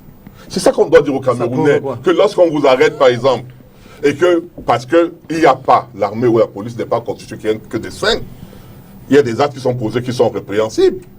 Mais au lieu de dire, oui, ce sont les gens qui sont... il faut vous dire, voilà, lorsque vous êtes violenté, allez vous plaindre, vous faites ceci, et ça peut être... vous pouvez être dédommagé. Et je dis donc que cette commission siège. Le document, je l'ai lu hier ou ce matin, où on les invitait on invitait des avocats qui font partie de cette commission d'aller siéger pour l'indemnisation des personnes arrêtées. Vous le saviez? Pas du tout. C'est ce rôle didactique que j'indique. Il faut que nous puissions jouer ce rôle-là en disant, oui, il y a des choses qui peuvent être améliorées, mais il y a des choses qui se font et que cette chose doit être connue. J'ai pris ces exemples, j'ai pris l'exemple des policiers qu'on révoque à tout moment ici, et j'ai pris les exemples des gars qu'on condamne, ceux qui ont tué les deux femmes, la femme et son enfant au nord, n'ont pas été condamnés. Ils ont été condamnés, ils ont été poursuivis. Ça veut dire qu'en fait, on ne couvre pas les violations des droits de l'homme. Les affaires du Mali. On ne couvre pas les violations des droits de l'homme comme certains le disent. Et je maintiens, et je le maintiendrai toujours, que les textes que nous ratifions sont d'application tenant compte de notre contexte. La Convention les droits de l'homme ne sont pas limités aux droits à l'expression, et même dans ce cadre-là. C'est pour cette raison que j'ai pris des exemples des pays où vous ne pouvez pas vous lever, commencer à marcher, vous ne pouvez pas vous lever, commencer à insulter le président de la République parce que vous avez les droits de l'homme. Et on va vous dire, monsieur, vous avez fauté, vous avez posé cet acte négatif. Je devrais prendre la parole. Oui, maître Kedi. Monsieur Dipita, je dois vous avouer que j'aime bien l'exemple. Mon confrère et conseiller, grand frère Maître Vega, aime bien citer l'exemple. Je vais m'arrêter au cadre à l'exemple des États-Unis. Est-ce que vous savez que jusqu'à ce que Donald Trump quitte le pouvoir, il était toujours contesté dans son mandat. Les gens manifestaient pour dire qu'il n'est pas président. Même jusqu'aujourd'hui, en France, il y a des gens qui manifestent pour contester. Macron démissionne. Ils disent Macron démissionne. À la fin du mandat de Donald Trump, vous êtes ça ignoré qu'il a refusé de laisser le pouvoir. C'est grâce à la force des institutions, à l'équilibre des pouvoirs qui a été mis hors d'état de nuit. Mais bien avant de partir, vous savez bien ce qui s'est passé au Capitole. Il s'est passé l'irréparable. Le Capitole a été vandalisé. C'est pas le Cameroun. N'est-ce pas? Cela a été envahi. Est-ce que vous savez qu'à l'heure où nous parlons là, personne ne se retrouve en prison? Vous voulez parler de quelle comparaison? Au Sénégal, dans notre continent noir, vous avez vu les manifestations au Sénégal lorsqu'on a arrêté, je crois, Ousmane Sanko, un opposant, juste parce qu'il faisait l'objet d'une enquête judiciaire. Les jeunes se sont levés, toute la population s'est levée. On a vandalisé, cassé des commerces, détruit. Quelle a été la réaction du gouvernement sénégalais? On a fermé deux chaînes de télévision. Quelle a été on a fermé deux chaînes de télévision chers confrères, qui avaient couvert les manifestations. À l'heure où nous parlons, je veux répondre à une question. Chers confrères, on a fermé deux chaînes de télévision. Merci, il y a eu des morts. Compris. Allez-y, maître Kedi. À l'heure où nous parlons, aucun Sénégalais qui a cassé à la suite de ces manifestations ne se retrouve en prison. Venons donc au Cameroun. Une frange de la population a manifesté le 22. Aucune brindille de balai, aucun verre chinois n'a été cassé. Cependant que nous avons près de 100 Camerounais qui croupissent en prison depuis pratiquement 6 mois et sont poursuivis pour des infractions dont, entre autres, l'insurrection passible de l'emprisonnement à vie. Qu'est-ce qu'on voudrait nous expliquer? Je réitère, par rapport aux traités et conventions internationaux, ça c'est pour parler des libertés, de ce qu'on devrait faire. Il y a les principes de droit que chaque avocat ou chaque acteur de justice, n'est-ce pas, ou chaque acteur des droits de l'homme devrait reconnaître. Il y a ce qu'on appelle la présomption d'innocence. C'est consacré dans tous les traités et conventions internationaux. Qu'est-ce que ça dit? Ça veut dire que vous ne pouvez pas être arrêté ou condamné, ou être mis en détention lorsque, ça c'est le principe, lorsque votre culpabilité n'est pas établie. Le code de procédure pénale camerounais le dit. Mais sur la pratique, il se trouve que systématiquement, tous les Camerounais qui sont arrêtés sont d'abord gardés à vue. Je dois illustrer par le cas des prisonniers politiques de MLC sympathisants qui ont été arrêtés en date du 22. La garde à vue que prévoit notre code de procédure pénale, Maître Biligan est de 48 heures renouvelables, de 48 heures renouvelables une seule fois, c'est-à-dire au plus 96 jours. Ces personnes ont été arrêtées le 22. C'est le 29 qu'elles ont été mises sous mandat de détention. C'est-à-dire après pratiquement 7 jours. On voudrait parler de quoi? Et ces personnes croupissent aujourd'hui en prison. Ces personnes ont été arrêtées, il le dit, c'est dans le code de procédure pénale. Mon confrère ne me démentira pas que pendant une certaine période, lorsqu'ils sont en garde à vue, on doit leur accorder certaines facilités pour entrer en contact avec leurs avocats, leurs familles, les médecins. Cela n'est pas fait. Et qu'il leur doit être accordé du repos. L'article 124 du code de procédure pénale dit par exemple que lorsque cela n'est pas fait, la procédure devient nulle ou la garde à vue est nulle avec tous les actes subséquents. Vous venez devant le juge, vous lui dites, voici ce que dit la loi. N'est-ce pas? Il dit la loi dit ceci. Il motive, il dit à la fin, je vous déboute de votre requête en libération. Qu'est-ce qu'on voudrait parler? Il y a aussi un principe, toujours du droit international, ratifié par le Cameroun. L'équité, la justice équitable. C'est-à-dire que chaque citoyen du monde a droit à une justice équitable. Le Cameroun l'a dit. Or, il se trouve que nous avons au Cameroun des civils qui sont traduits au tribunal militaire. Le tribunal militaire qui dépend de la présidence de la République, c'est-à-dire du pouvoir exécutif, dont les magistrats ou les juges qui s'y trouvent, mon confrère ne va pas me démentir, ne dépendent pas du corps de la magistrature. C'est-à-dire qu'ils sont nommés. Le MRC a amené le président de l'Assemblée nationale qui est un civil devant le tribunal militaire. Pourquoi? C'est un argument farfelu. Non, je pose une question. Vous du MRC, vous avez amené un président, un civil devant le juge militaire. Pourquoi? Et vous vous plaignez aujourd'hui. Maître Kenyé poursuit. Je vais répondre à cette question pour éclairer vos téléspectateurs et je crois que je leur dois ça. Un avocat ne peut pas me dire que le simple fait de traduire quelqu'un par devant telle juridiction rend cette juridiction compétente. Ce sont des textes de loi qui fixent la compétence du juridiction. Mais vous y alliez pourquoi? Il ne s'agit pas d'un argument. Ce n'est pas le MSC qui a l'Assemblée nationale, cher confrère. C'est légal, c'est normal. Quand les autres y vont, vous dites que ce n'est pas légal. Mais vous voulez parler de quoi? Vous n'aviez pas les tests en ce moment-là quand vous les ameniez devant le tribunal militaire? J'ai du mal à croire que c'est un confrère à moi qui me pose ce genre de questions. Un confrère, vous savez. Est-ce que c'est la requête ou l'action qui fonde la compétence d'une juridiction, cher confrère? Il faut arrêter ça. C'est le juge qui décide de la compétence. J'étais donc en train de dire... Le juge dit qu'il est compétent. Vous n'êtes pas d'accord, vous faites appel. Mais vous voulez quoi? C'est le juge, lorsque vous saisissez une juridiction et que le juge se déclare compétent. Est-ce qu'il peut reprendre la parole? Et que le juge, non, allons-y. Et que le juge se déclare compétent, vous faites appel. Maître Kenyé poursuit. J'ai tout à l'heure qualifié cet argument d'argument farfelu. Mais je vais poursuivre en disant... Qualifiez ce comme vous voulez. Je vous dis une chose. Vous dites que ce n'est pas vous qui qualifiez. Vous avez le droit de saisir le juge incompétent comme vous voulez. Mais je dis oui. Vous avez choisi le juge militaire pour une infraction concernant des personnes civiles. Et vous n'estimez pas la suite que ce n'était pas normal. C'est votre droit. Mais ce que je dis, c'est que lorsque le RDPC fait la même chose, ou bien quelqu'un d'autre, ne venez pas dire qu'ils n'ont pas ce droit-là. Merci, Maître Biligan. Vous allez à la justice, vous dites à la justice, ce que le RDPC a fait n'est pas bon. Merci, Maître. La justice tranche et vous vous pliez. Mais maintenant, lorsque vous considérez que même la justice elle-même est inféodée, n'allez donc pas à la justice. Maître Kenyé, ne posez donc pas des actes qui peut vous l'amener à aller à la justice, sachant que cette justice est inféodée. Soyons logiques. Maître, on va écouter... Oui, J'ai bien comme sûr. l'impression que mon contradicteur est très mal à l'aise lorsqu'on évoque la violation des textes. Et moi, je le Pas dis. du tout, confrère. Vous savez Preuve bien à que ces l'appui. textes, je les ai Moi, j'ai appris à l'école, vous le savez très bien, convoqué que j'ai payé de mon argent pour aller faire des études en droit, Ça devient vraiment insupportable. dans ce droit à Strasbourg, vous le savez très bien. Donc, quand je J'ai parle de ça, convoqué je ne parle pas des choses... J'ai convoqué les traités internationaux qui disent que chaque citoyen a droit à un procès équitable. Le procès équitable, ça veut dire quoi? Que vous devez avoir un juge impartial. Vous devez avoir toutes les garanties de ce que vous allez dire sera entendu.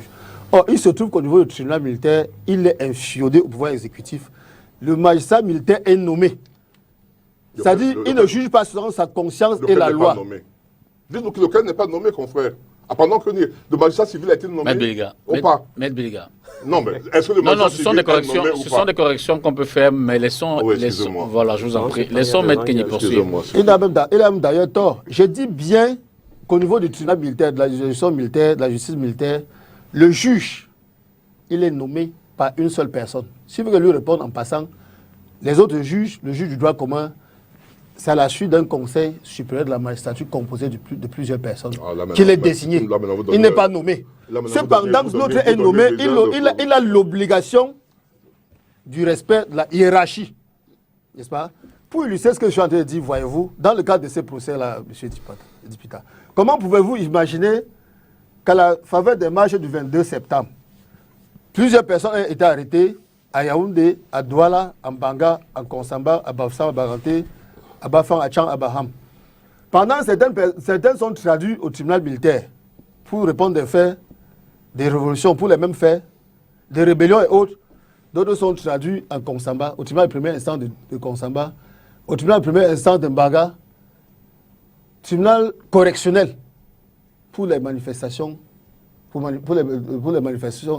manifestations interdites. Cela est d'abord une violation fondamentale d'égal Est-ce que le accès motif, à c'est la manifestation justice. interdite? C'est le même motif. Mais je vous parle des marches. Les gens ont manifesté le 22. Non, frère. attention, Oh, Maître Béliga. Oui, excusez-moi. Les gens peuvent manifester, Oui. peuvent marcher, Oui, être interpellés, oui.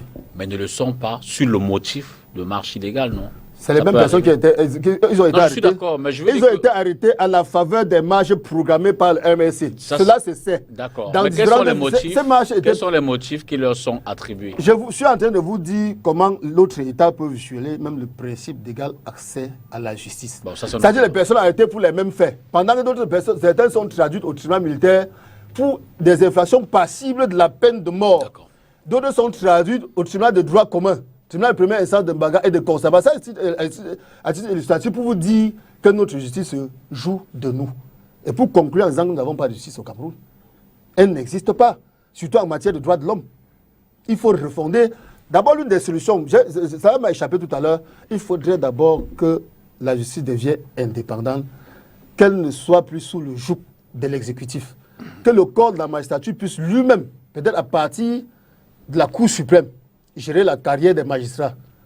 Voyez-vous? Parce que chaque fois qu'un magistrat a face à lui un dossier, surtout politique, il a peur. La sanction habituelle, c'est d'être affecté dans les coins les plus reculés, les coins qui sont... Merci, Maître Kenny.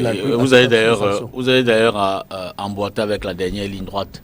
Il nous reste un quart d'heure de l'émission sur justement les solutions, les voies et moyens, les propositions qu'on pourrait faire pour davantage respecter les droits de l'homme ou alors commettre le moins de violations possible. Et j'aimerais avec vous, dans ce cadre-là, Florent, que doit faire notre État, notre corpus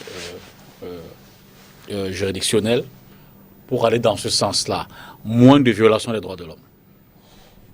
Alors, je pense que tout au long de cette émission, on a omis de parler d'une institution qui, quand même, devrait jouer un rôle majeur dans la promotion et la protection des droits de l'homme dans notre pays.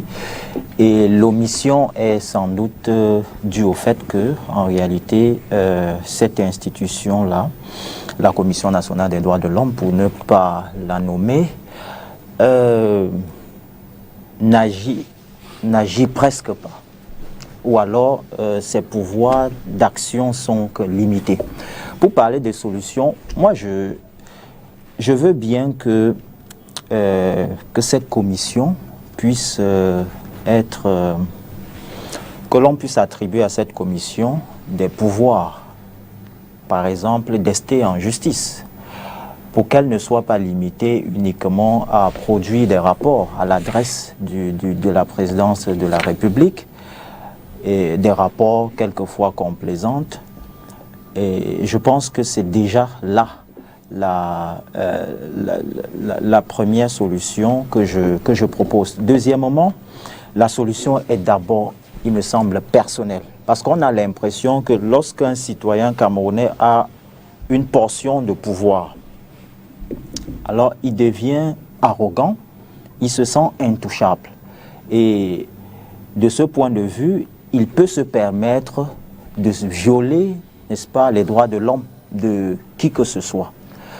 C'est par exemple le cas des autorités administratives qui se croient, pour certaines, tout permis. Il suffit que 2 ou 3 personnes se réunissent quelque part et que l'autorité administrative débarque avec la gendarmerie pour interdire ou pour interpeller des gens. C'est le cas avec des gendarmes lors des contrôles d'identité lorsqu'on voyage, qui en réalité vont au-delà, n'est-ce pas, de l'exercice de leurs fonctions. C'est le cas aussi avec les membres du régime en place qui se croient tout permis. Et heureusement, comme quelqu'un l'a dit ici, la roue tourne. Donc quand aujourd'hui c'est l'opposition, demain ça peut être vous, parce que vous allez passer de l'autre côté. Et je pense que il est important, plus que jamais dans notre pays, de donner à la justice sa véritable indépendance. On doit libérer la justice de notre pays, Maître l'a dit, du joug de l'exécutif. Parce que le magistrat aujourd'hui a peur pour sa carrière, a peur de dire le droit. Parce que lors d'une session du Conseil national, du Conseil de la magistrature, on peut lui infliger une affectation disciplinaire. Voyez? Donc, il faut cette indépendance-là qui permettrait effectivement à ce que les magistrats puissent dire le droit de façon indépendante. Et pour le citoyen, parce que les droits de l'homme ne se limitent pas uniquement à l'État, c'est égal, ça concerne les rapports entre les citoyens, entre les particuliers. Donc, chaque citoyen doit pouvoir considérer sa vie et celle de l'autre comme étant sacrée. Et à partir de ce moment-là, la dignité de l'autre, toute action doit pouvoir, n'est-ce pas, ne devrait pas nuire à l'autre. Donc c'est d'abord une responsabilité personnelle, avant d'être une responsabilité publique ou étatique. Mais je pense que ce régime a fait ce qu'il pouvait faire en termes des droits de l'homme, et la solution, je suis désolé au regret de le dire, ne pourrait pas venir de ce régime qui, heureusement, est en fin de règne. Franck, ici, la question c'est que faut-il faire pour moins de violations des droits de l'homme au Cameroun? Bon, il y a des mesures qui sont d'ordre politique, il y a d'autres qui sont d'ordre technique, mais je pense que le préalable à tout, c'est d'avoir d'abord des dirigeants qui sont véritablement des gens qui croient en la nécessité du respect des droits de l'homme, qui ne considèrent pas que les droits de l'homme sont un luxe, mais qui considèrent que c'est une nécessité, c'est nécessaire, leur respect est nécessaire à la société autant que l'oxygène est nécessaire à la vie de l'homme. Et ce n'est pas le cas actuellement, parce que je considère qu'à bien des égards, nous sommes dans un régime autoritaire, une dictature, et qui est absolument autiste et sourde au cri du peuple. Sinon, la gestion de certaines crises en cours nous aurait permis d'arriver à des conclusions différentes. Donc, le message, en réalité, en termes de changement, ne peut pas s'adresser à des gens qui ont intérêt au statu quo. Il s'adresse à ceux qui auraient intérêt à ce que, dans leur commerce au quotidien, dans leur petit train-train ou dans leurs initiatives, ils voient leurs droits respectés. au niveau de la police, au niveau des administrations, au niveau des conflits fonciers, conflits divers qu'ils rencontrent. Parce que la question du respect des droits, ce n'est pas simplement pour les activistes. Même les hommes d'affaires, les hommes et femmes d'affaires sont concernés par ça.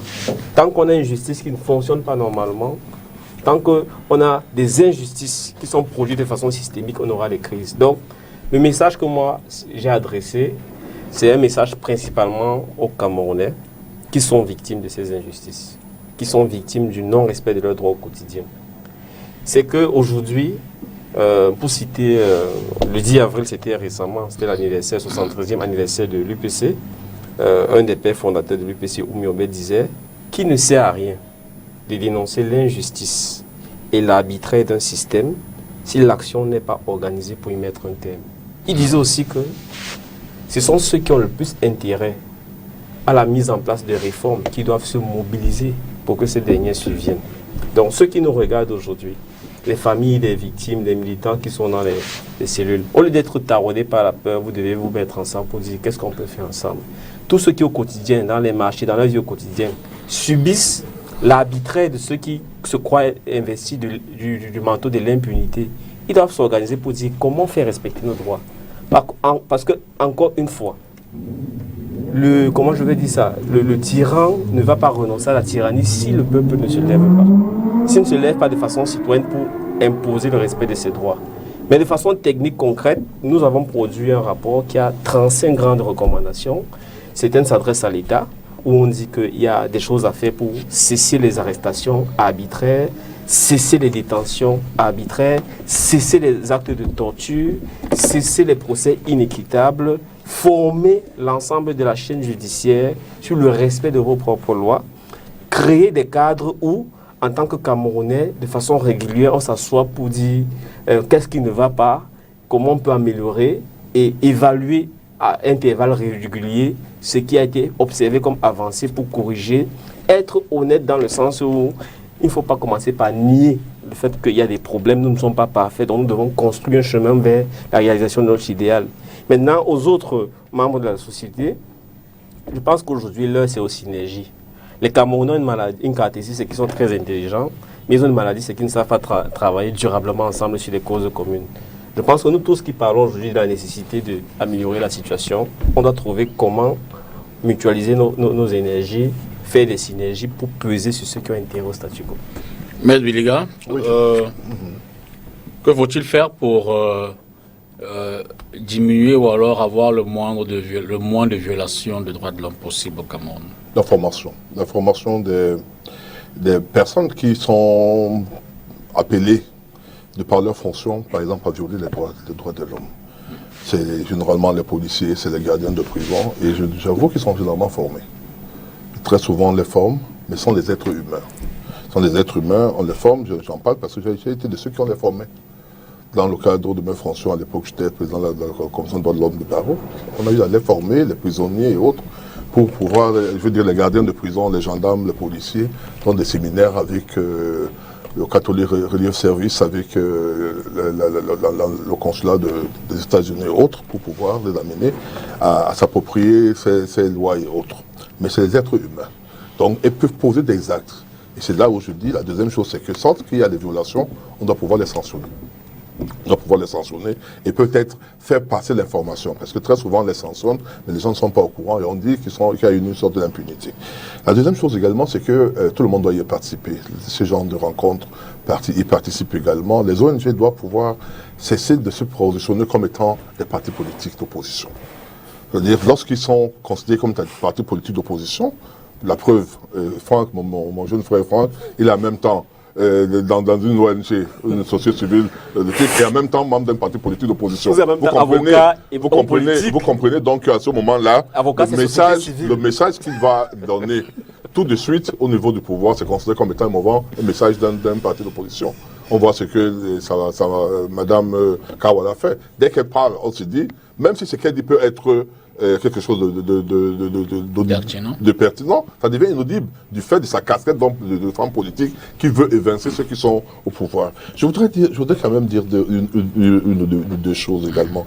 Je suis gêné que ce débat sur l'exécutif et le judiciaire ou sur l'indépendance de la magistrature soit indiqué comme tel que mon confrère essaie de l'évoquer ici. Je dis, première chose, aux États-Unis, j'aime faire la comparaison, la Cour suprême, c'est lui qui nomme les membres de la Cour suprême, c'est l'exécutif, c'est le président de la République. Ça, il faut que ça soit clair. C'est validé par le Congrès. Laissez-moi, c'est lui qui les nomme. En France, le Conseil exécutif, le Conseil constitutionnel est désigné par le président de l'exécutif. Là, il n'y a même pas contestation ou consultation. Au Cameroun, le Conseil supérieur de la magistrature, et Maître Kay l'a dit, est constitué des magistrats, des personnes de la société civile, des députés, des parlementaires et autres. Désigné par le président, le Parlement aussi. Désigné par le Parlement, par la Cour suprême, par la Cour suprême et par le président de la République. Je veux dire, donc, voilà donc une structure qui est... Mais dans toute hypothèse, on vous dira toujours que les magistrats sont soumis au diktat de l'exécutif. Quel que soit ce qu'on va faire, que ce soit sur la magistrature, c'est pas le mot de nomination comme lui étant à le dire, en disant que comme les magistrats militaires, eux, sont nommés sans passer par le Conseil supérieur de la magistrature, les autres sont nommés.